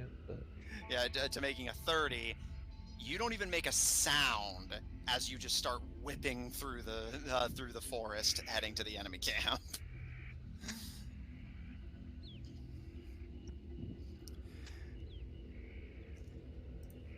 The captain, for his part, slower than you and stealthy for sure, but not quite as stealthy, kind of swears under his breath before he starts kind of trying to kind of speed stealth his way toward the camp to try and get track of you again.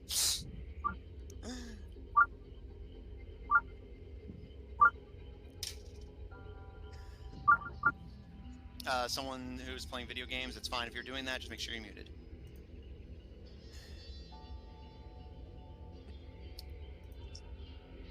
Zephyr? Wasn't me. No worries. Zephyr? As you expertly sneak your way to the enemy encampment, I need to check your passive perception. Thank you. Okay. It takes you some time. You are careful to avoid all of the prepared traps.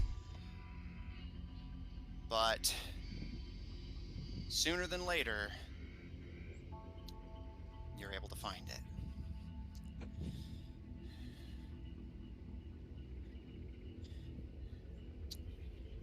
You see by the looks of it that the enemy has made themselves comfortable in what appears to be the outskirts of a nearby barbarous settlement.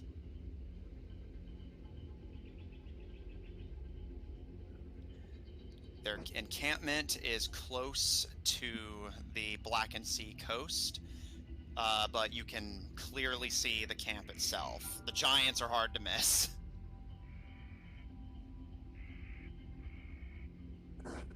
And is the vessel still out there in the waters? Yes, you can see all three ships are currently anchored a little distance away from the shore. And even now, even though it's been hours, you can still see longboats making their way to and from the ship and the shore. I assume is Mother among the one who have made shore? Roll perception. Perception. I can't even. Oh. Reliable talent. So 22. Zephyr, you're, again, a bit of a distance away. I'm imagining you're not going to just check out a barbarous town that also is crawling with other Concord enemies. But from a distance, you survey. You're able to spot Argos and Wyborn making their way into what appears to be an improvised command tent. But you don't see your mother anywhere. Now, granted, that doesn't mean a whole lot. She could be anywhere or anyone. But at the very least, she is either not in the camp or has taken on an unfamiliar form. You cannot be certain which. All you can know for sure is that you do not see her.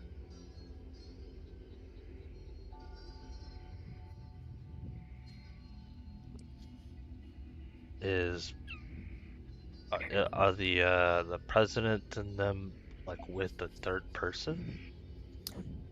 Not at the moment.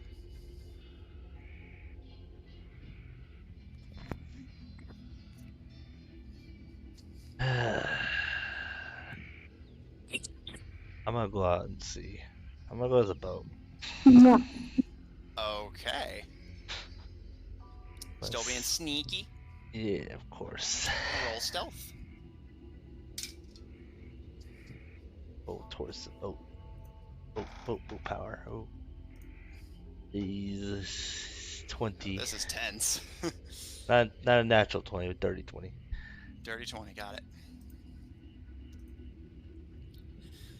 Dang, don't you have like a huge plus to that? Plus 10. Not like. So yeah, he had to use reliable talent, so 10 plus 10. Yeah. I rolled a 7 and a 9. So. Wait, he only has a plus 10 in stealth? Nope. Yep. It's my sleight of hand that has a plus Like 20. insane. Yeah. Twice that, yeah. Because I have expertise and. Because I don't have expertise in stealth.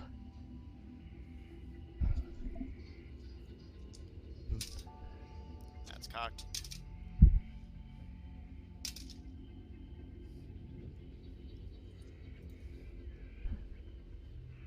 Okay.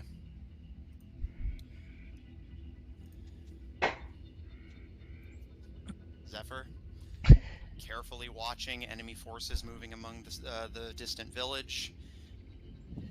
You creep low through the brush of the wood and begin making your way to the coast. Now, I will say, just for my reference, how do you want to go, assuming you make it to the coast, how do you want to go about getting to the boat once you arrive? Are you going to try and steal a longboat? You just going to swim? What's your plan? I'm gonna walk to the boat. Yeah, you still got your water walkies? Yeah, my ring of water walking. Okay. His Noted. water walking booties. That's Mhm. boots, just a ring. Yeah. All right. Oh, I thought it was like it's like water walking booties. Zephyr, you are stealthy. For my reference, are just based on your suit, are you still invisible or just stealthy? I am invisible. He's not using the suit, he's using the ring. Okay, and how long does that last, or is it just as much as you want? Just for my reference. You remain invisible until the ring is removed, until you attack or cast a spell, or until you use a bonus action to become visible. Okay.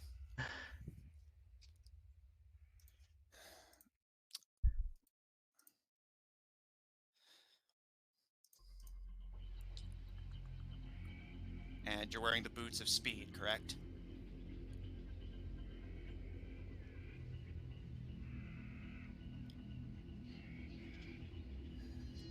Want the quick getaway. All right.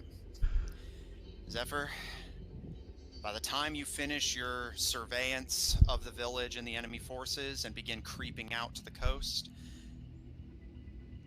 the sun is beginning to set, and the message from Lucian reaches you. Lucian simply asking that if you know anything the scouts did not report, to please share. Kind of just like random message in my head, like Basically, yeah. just like, huh? Well, More like, there's been some rumors going around, and I know that you're out there, so I just wanted to know if you've seen anything.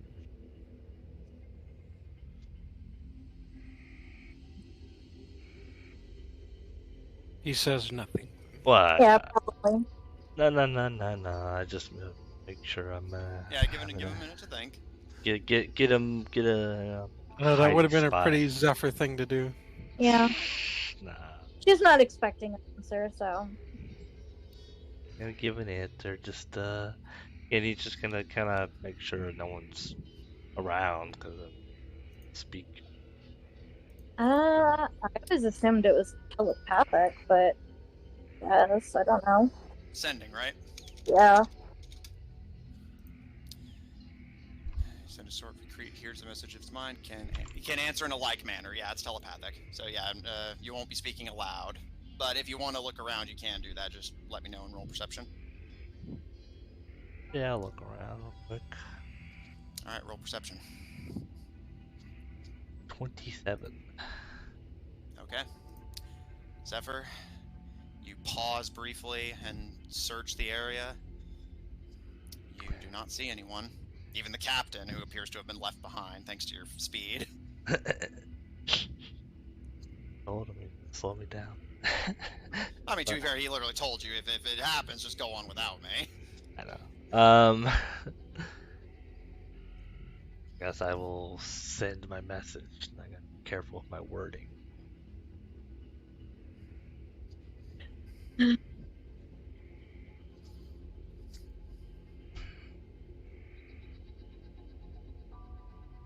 I don't know what the rumors say, but the Queen has brought an army. I'm checking it out now.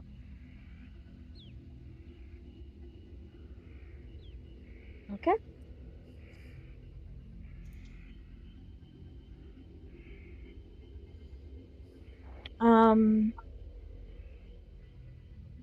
Would I know where One more time. Would I know where Caleb is? You last saw Caleb conversing with the general over by the defenses. More than likely, he is overseeing that. Guess I will head that way. Okay.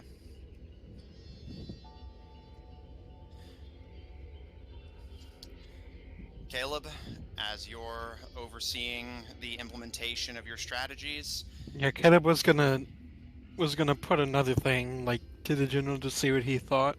So yeah, we'll pick up there then. So, Caleb, as you and the general are discussing your options, go ahead. Do you think we should prepare raids to, harass them? Not much point. Everyone we can reach isn't coming. But it may pay to have highwaymen surrounding the forest. We work best flanking. Very well. Then we shall do that. And we'll say it's around at this point that Lucy and you are able to find the boy and the general. The general them a- himself giving you a small nod as you approach.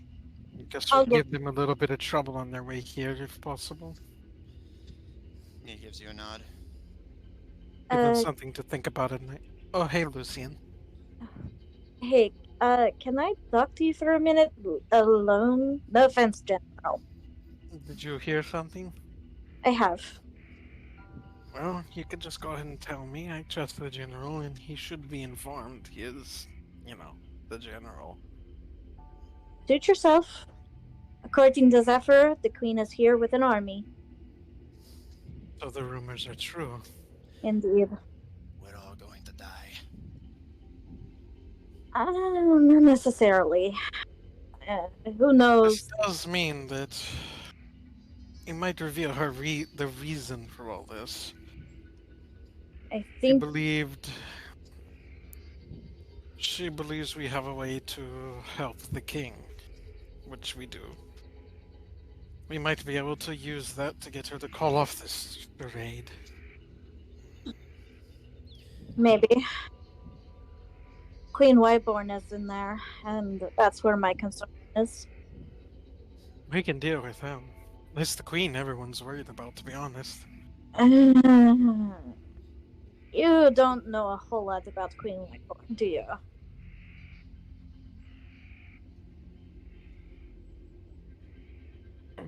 I know that she can't be as bad as the queen. Am I right, Jim? Caleb, There's more than one way to skin a cat. no, it's not that. If the lady in white does not see to things herself, she sends Wyborn. So that's it then. Indeed. It seems we've gotten their attention. And now that we have it, well, Well, we just need to send them a message. do you mean that in a literal sense? Because I could just do that. No, I mean, send them a message. I wonder who we could send Wyborn's head to. You know, I've often thought of that, like on a nice silver platter, right? Like, good times. Anyways, I'm sure the general do I will want know? the rest of them. Do I know? I mean, to be fair, Caleb, nobody likes her, so literally anybody would take it. She's not exactly good at making friends. You think I'm bad at making friends? Oh God, wait until you meet her. Do you think it would be intimidating if we put their leaders' heads on pikes in front of our gate? I Don't don't know if you should. I don't know if you should put. I just don't know if you should put that to waste. If you understand my meaning, recycle. Kind of gives a grin. And the general's like, "Don't tempt me." Mm-hmm. No. She's implying that she can. No, he was laughing about what the general said. I didn't hear it. As Caleb said, "Do you think it'd be intimidating to put their heads on pikes?" And the general's like, "Don't tempt me." Oh.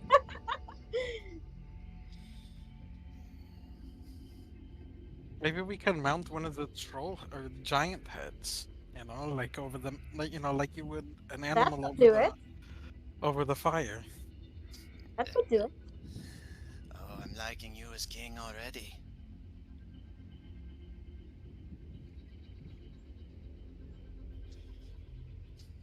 But the queen would be quite, if nothing else, conflicting for the people. She has always been beloved. Can't say much bad about someone who never talks. Well, you can. Well, I guess I'll have to be ready to really hammer the traitor point home.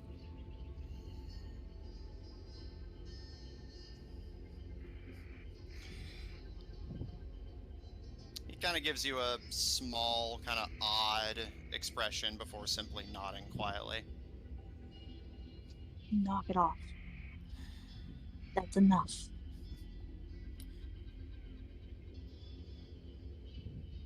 Zephyr. That's good. Oh, never mind. Sorry. No, please go on. I just thought you guys were done. Okay, just you gotta say, but it is all future. We need, before we can really worry about the Queen, we need to ensure that we're not going to lose to that army. I think it will all come down to what's going to happen with our solution. Well, you know what they say, prepare for the worst.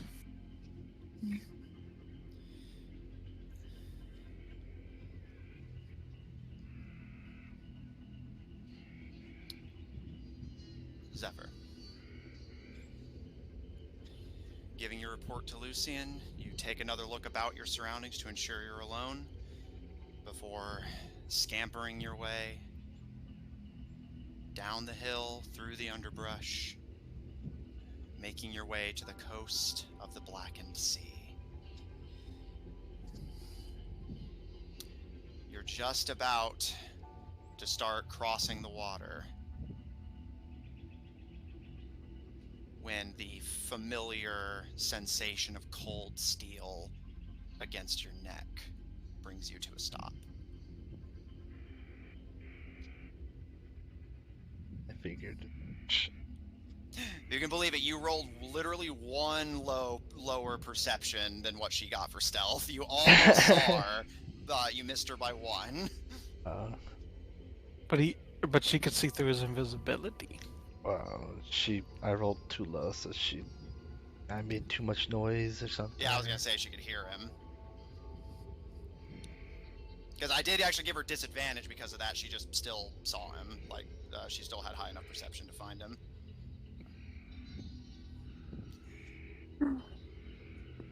You feel gloved fingers sign against your back. The visual language familiar enough to you for you to be able to understand it as it's drawn against your skin. Going somewhere?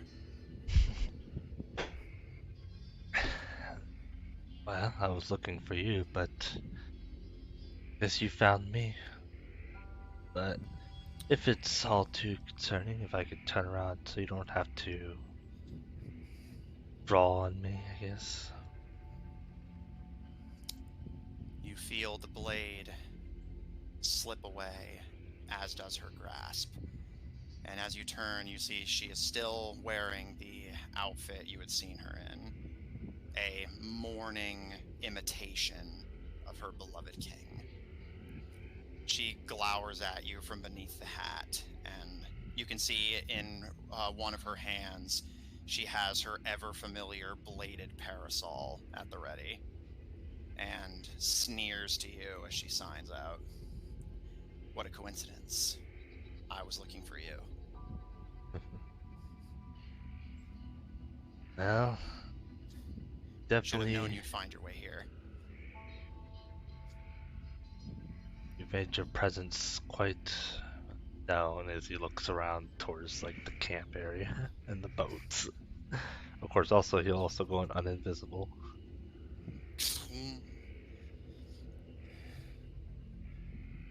She gives you an actually more friendly looking smile at that, and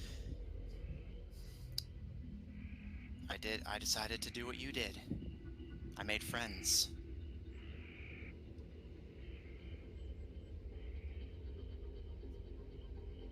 They see that.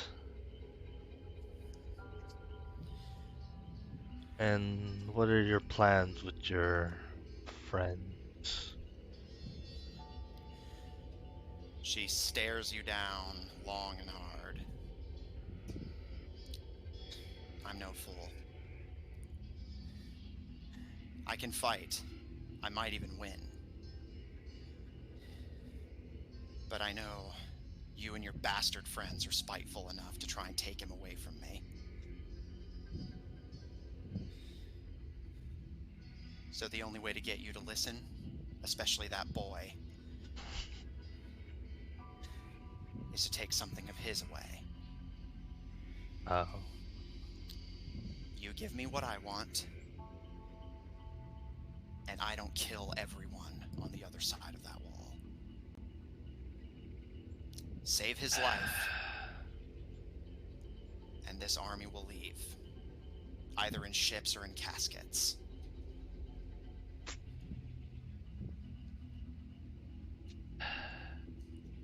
Well, you honestly could have, done without the army. To this, she gives one of the very few audible sounds a actual genuine snort of laughter. That she was. Can mute people still laugh? Depending on the kind of mute they are, yes. In her case, she can physically speak, she just prefers not to. Oh, okay. And she hunches down and signs to you, and almost like giving you the sign language equivalent of like talking to you like you're slow and stupid. Also, the queen. The queen's reaction to Zephyr saying that. Yeah, I mean, yes, basically. And yeah, indeed, she signs out slowly as if she thinks you're stupid. And what? I wasn't supposed to have a contingency plan for you guys failing? Trying to screw me again? Lying to me again? I'm not stupid, Zephyr. Neither are you. So I decided it was best if we both were prepared this time. Guess if we fail, then that's one thing. It's still not certain if it's going to succeed, but it seems the chances are high. At this, her expression softens, and she puts a hand on the elbow holding her parasol, almost like she's forcing her arm down to not threaten you any further.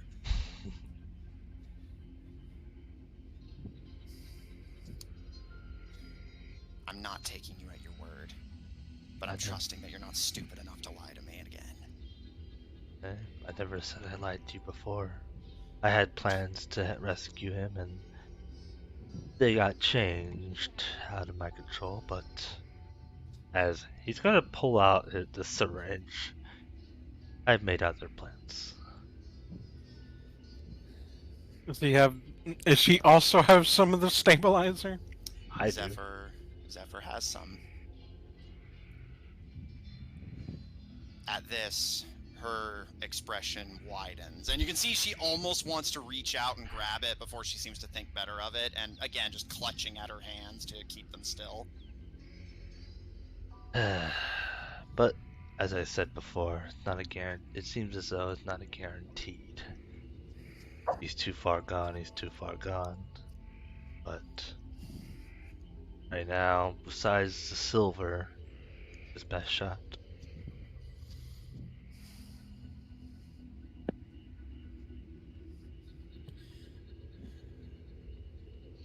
She stares at you for a long moment before she signs again.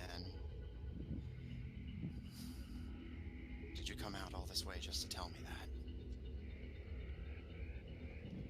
I wanted to see what was going on, but in a sense, yes. Inform you what's going. That the deal is still up a hold. I made a deal with you, and I plan on sticking with it. And of course, I wasn't planning on letting your father die. Well, feels off to say that, considering my real father returned. This visibly gets her attention, and she tilts her head to you. He's alive. Seems so. And I know you weren't really trying to, but in a sense you were just... You did in a sense threaten to end him by implying everyone within the walls would be dead. And I'm more than willing to follow through on that if you screw me. I'm willing to, and you could tell that we're more than willing to rebel against that, but hopefully it doesn't come to that. She gives you a wide grin. I've always liked negotiating with you. Well, what are your, I guess they'll look towards the camp, friends think of your arrangement? What they don't know won't hurt them.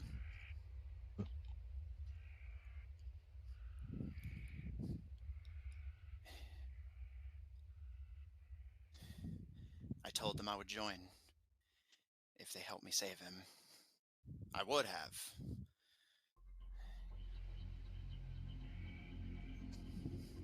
Your friend, the elf maid.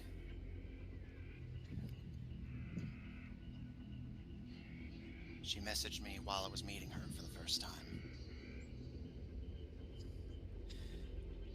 So I decided to hedge my bets. That's what he would have told me to do. I would have done the same, but You always did take after your father. Both of your fathers, apparently. If he's stubborn enough to survive Myberstrom, then he definitely passed something on to you. seems I've gotten some stuff from both my parents, but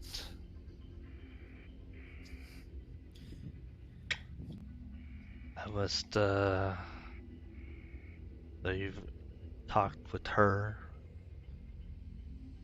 She gives a slow nod, and for the first time in your life, your mother looks afraid.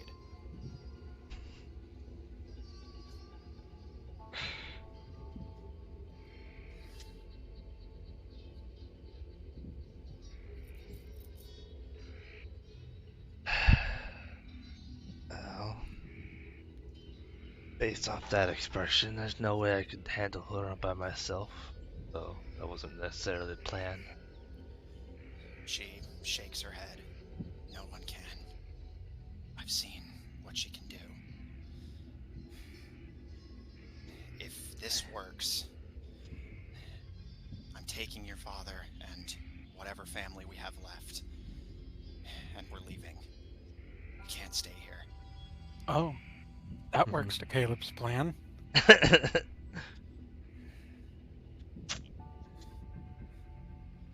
Sounds like that's, sounds like that, it'll all work out in the end, so, well, hopefully. She narrows her eyes a bit, returning to her more steeled expression.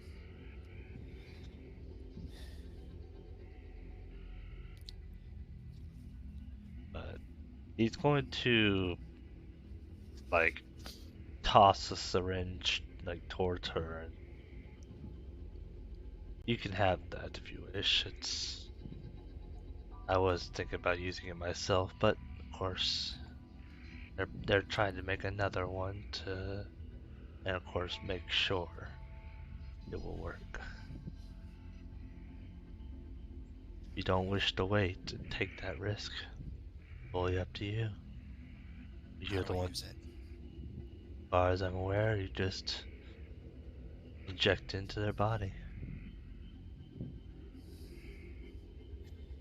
She runs her fingers along the length of the syringe curiously before sliding it down her shirt, carefully hiding the needle.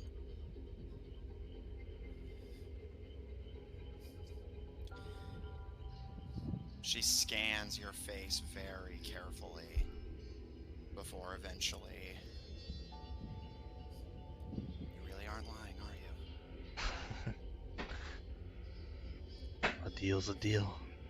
And Despite the things he's done, not his fault I'm in the situation. She's quiet for a moment.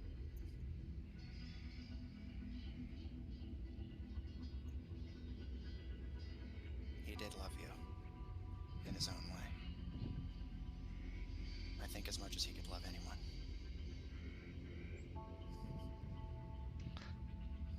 Life was hard for us before you came along. We tried to make yours something better.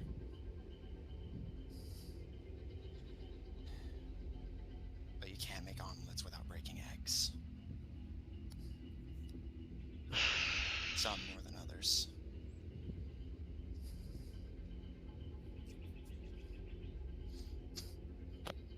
I don't think your brother will ever believe me that it wasn't his fault. Well, that's his thought process. Not my problem. Let's hope it's not. Although this time it seems more playful.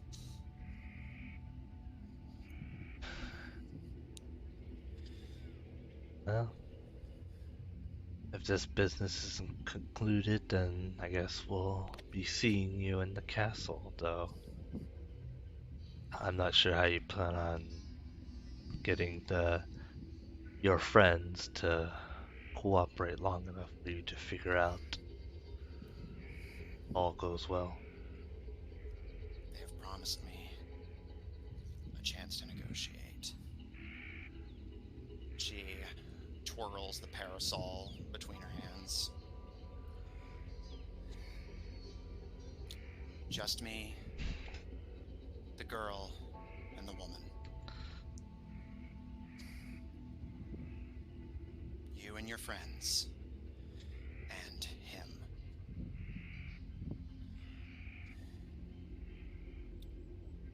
You will do whatever you have to do to fix him. And if you succeed,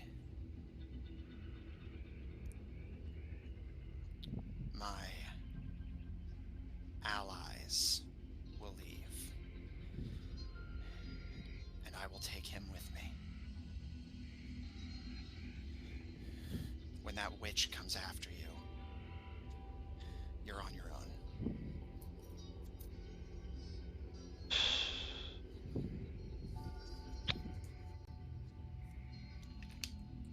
Will probably be the case.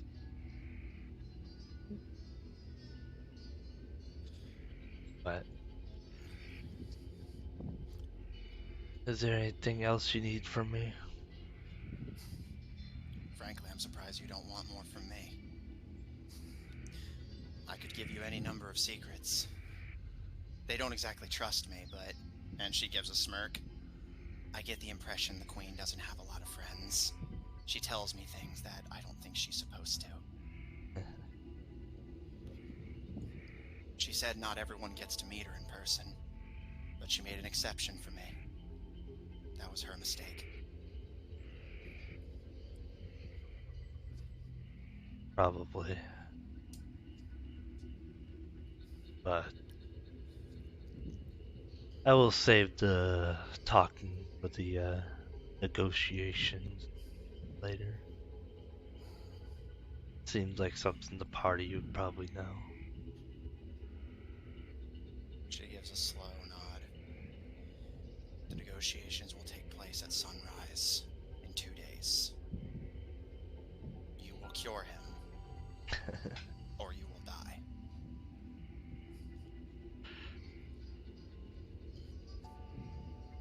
Really don't like those options, so Neither do I.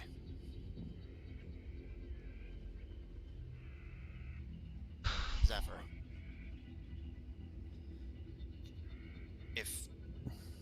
If this works, come with us.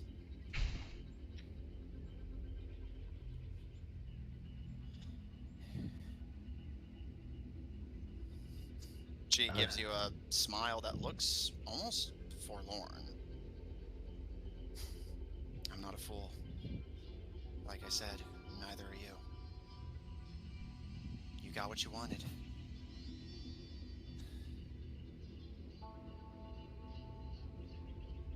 But what I want is also to make sure that he's safe. I can't really do that right now. So I've made plans to make sure he can stay safe for now.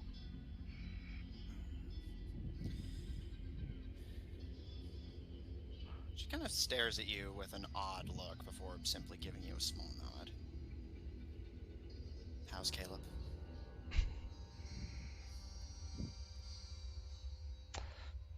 He seems very adamant about the throne now. So I know at first he was questioned about it, but now, especially after hearing all these truths, She snorts a little bit at your choice of words. either way, he seems like wishes to be he seems like he wishes to be the next one to run this place. So if you're leaving, I guess it wouldn't be a problem. Summer's not going to like that. But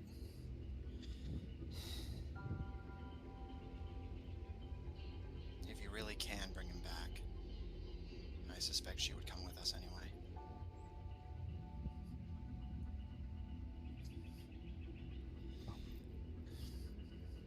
We shall see in those 2 days.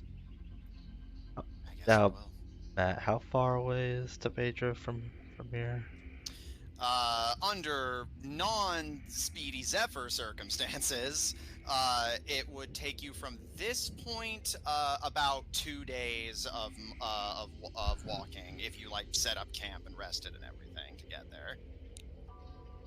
But you are, in fact, not most people. True. Just trying to think. If it would be possible, I mean, obviously I'm asking a bit here. If there was a number of feet, how many? Again, what is the maximum consistent movement speed you can achieve? I have a travel chart and I'll compare it to that. So I was thinking maybe, well, for 10 minutes, my movement speed's 90. If I bonus action dash, I would be at 320, right? Or 360? Okay. Am I right about that? Okay. And like I said, what can you maintain for hours at a time? Oh, well, if I do 45, then I would do 90, 135. Okay. And how long would you be willing to go? It's already nightfall, but basically would you just sleep and then go in the morning, push through the night and just keep running until you get there?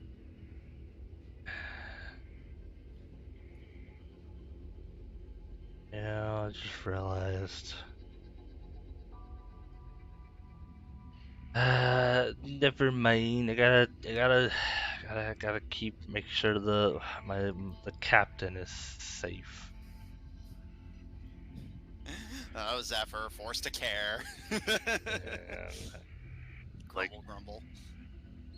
I was like, man, what if I could just get there and tonight?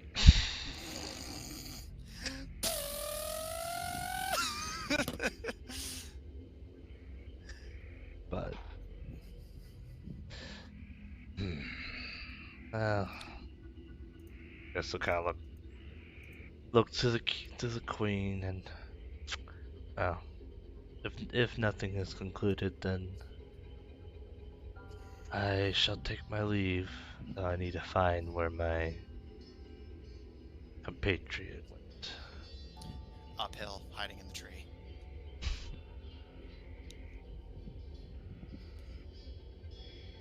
And she pauses briefly, seeming like she was gonna say something, but she seems to get distracted, and you see a small smile on her face, and following her gaze, you realize her eyes have traveled to the Whisper.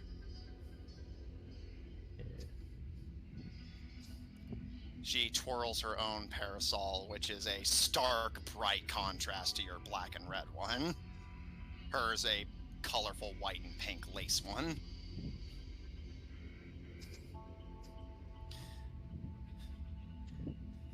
Decided to take after me? Yeah, I'm not actually seeing it. I've shot her toward one, but it looked functional and has quite helped me in defense and attack.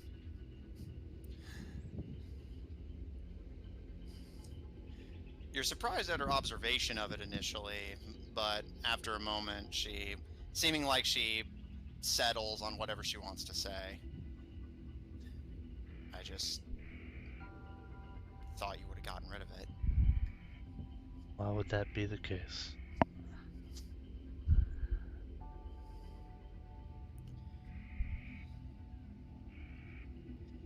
She's silent for a moment before breaking out into a much more genuine smile.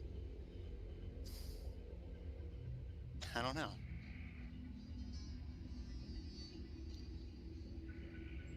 I wouldn't. Zephyr. I wouldn't get rid of something useful. Ties to it is. Honestly, I'm not sure what reason that, even with ties, I'm not sure what reason I'd get rid of it. I hold no grudge against you and the king.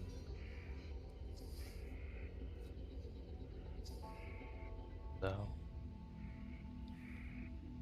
this thing has protected me, and that's all I worry about.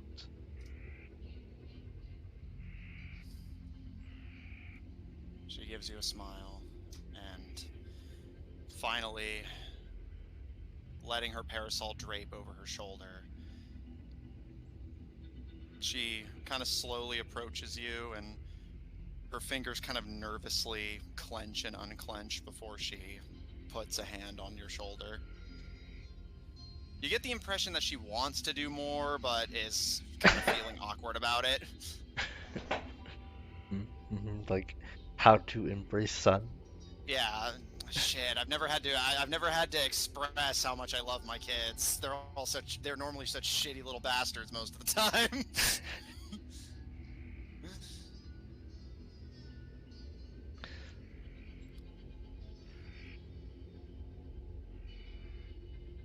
Well, I best inform the others of what is to come. She gives you a slow nod. And I suppose I better let the queen know that there's no one out here.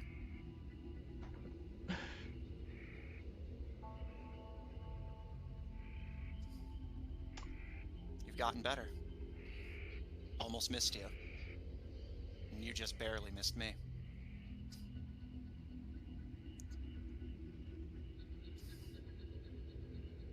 Well, yeah, does help. All these new trinkets that I find does have helped me. I was gonna search for you on the boat, but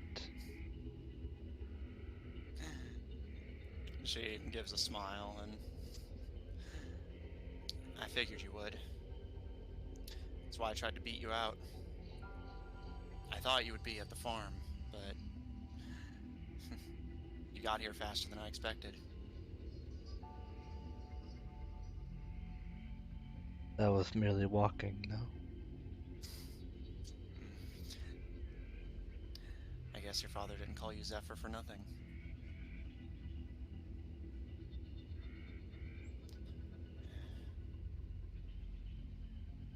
Give him my regards, I suppose.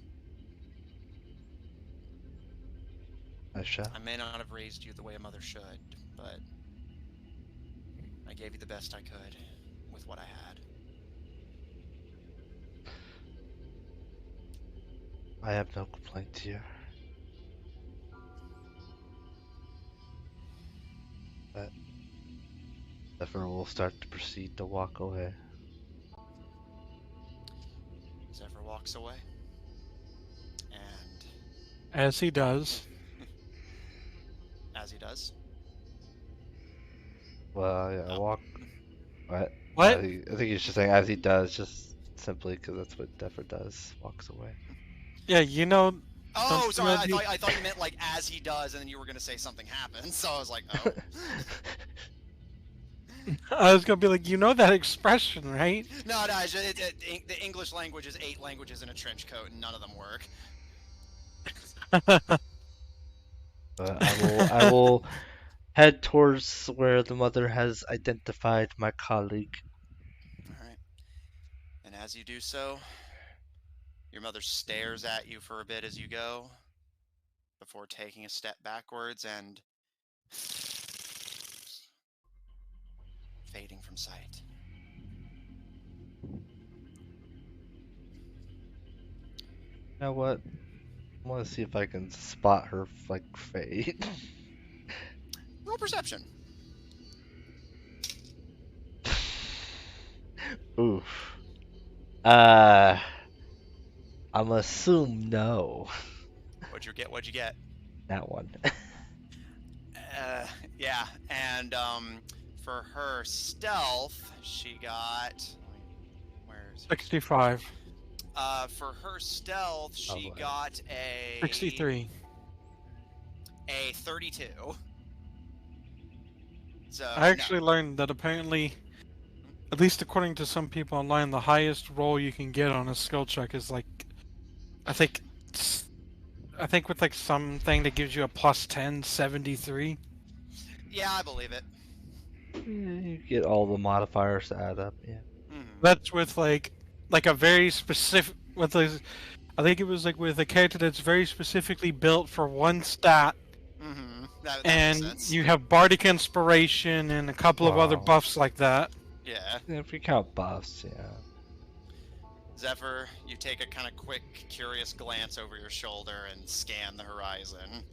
There has not been nearly enough time for her to completely walk away, but she is just gone. You have no idea where she is. He's You had to pick under it the up water.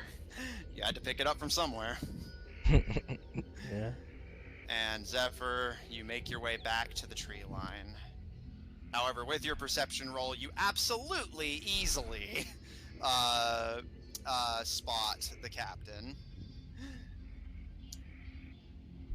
You see that he is currently kind of ducked in the brush. You can just make out his brimmed hat sticking out of the brush.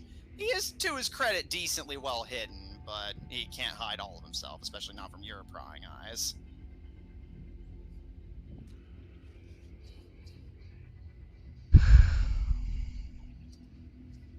It seems our business is concluded.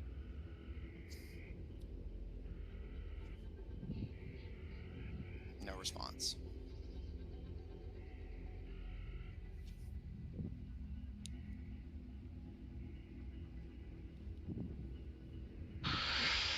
I guess I will.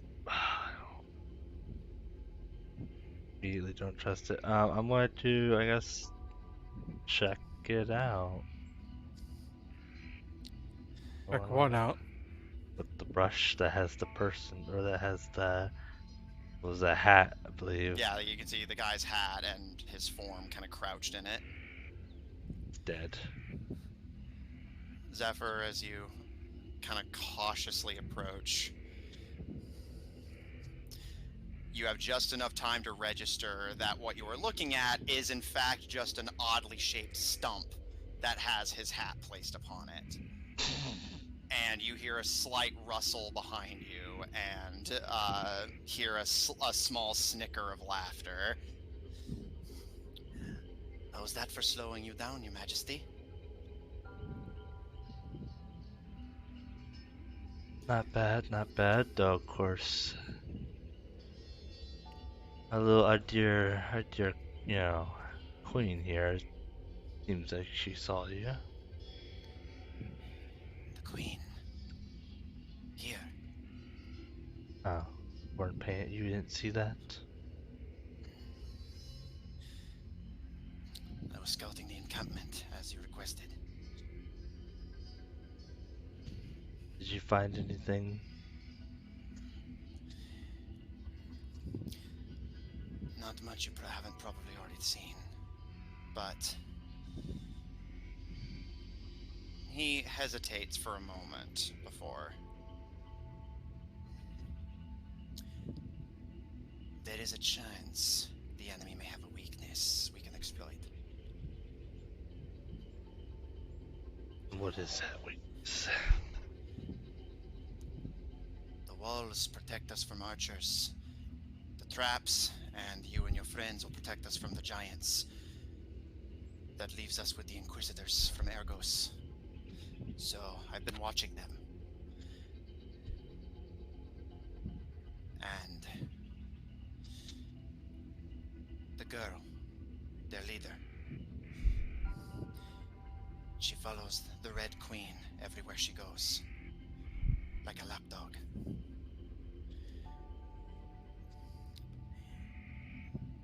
He gestures to, as mentioned, half-elf, he gestures to his slightly pointed ears.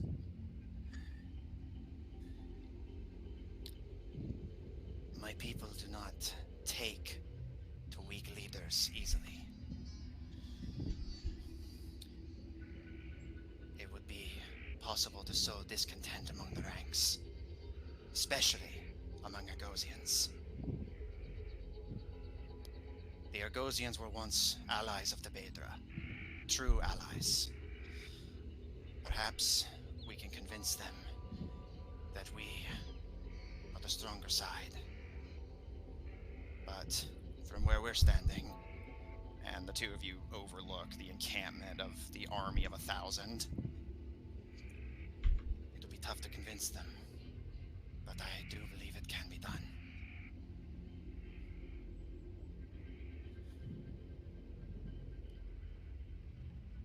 Shall we report back to Rosewick, Your Majesty?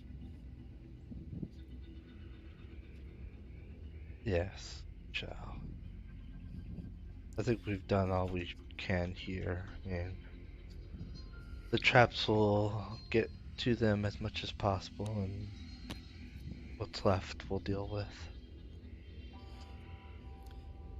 He gives you a bow, takes his hat off of the stump with a small smile and chuckle. Lead the way, Your Majesty. I'll watch your flanks.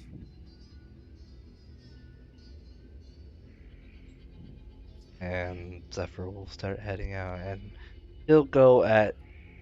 He'll kind of he'll try his best to match his speed, like fast as he can get to go. Okay.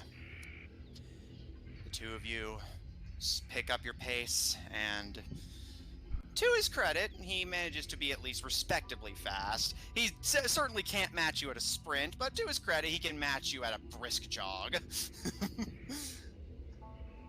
As the two of you start making your way back to Rosewick to report on all you've learned. Zephyr's literally the guy that, like, when you're trying to, like, follow them, they're always getting way ahead of you. And then Yeah. You'd think because of his little legs that wouldn't be the case. And you're sitting there like, damn, where's the fire? That is where we're going to end tonight's session.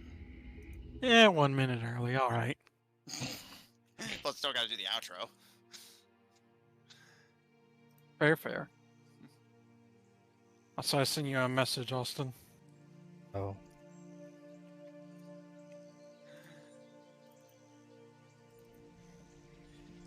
Check out our website at officiald5hub.info.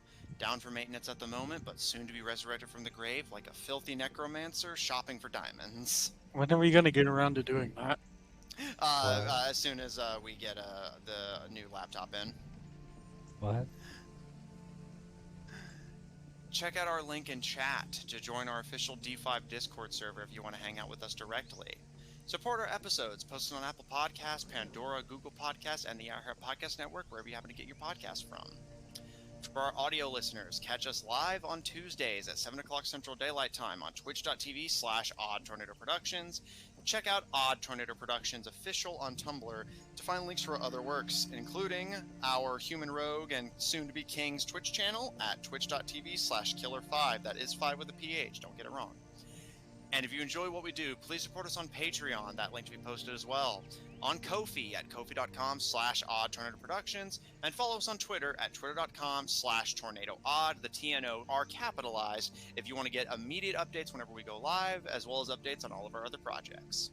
And if you want to see more of this party, plus or minus a few, tune in Mondays at 7 o'clock Central Daylight Time for our Monday game, Under Locks and Keys, featuring a party of globe-trotting treasure hunters trying to assemble the artifacts of the gods to unlock the divine doorway in a race against technology-worshipping cultists.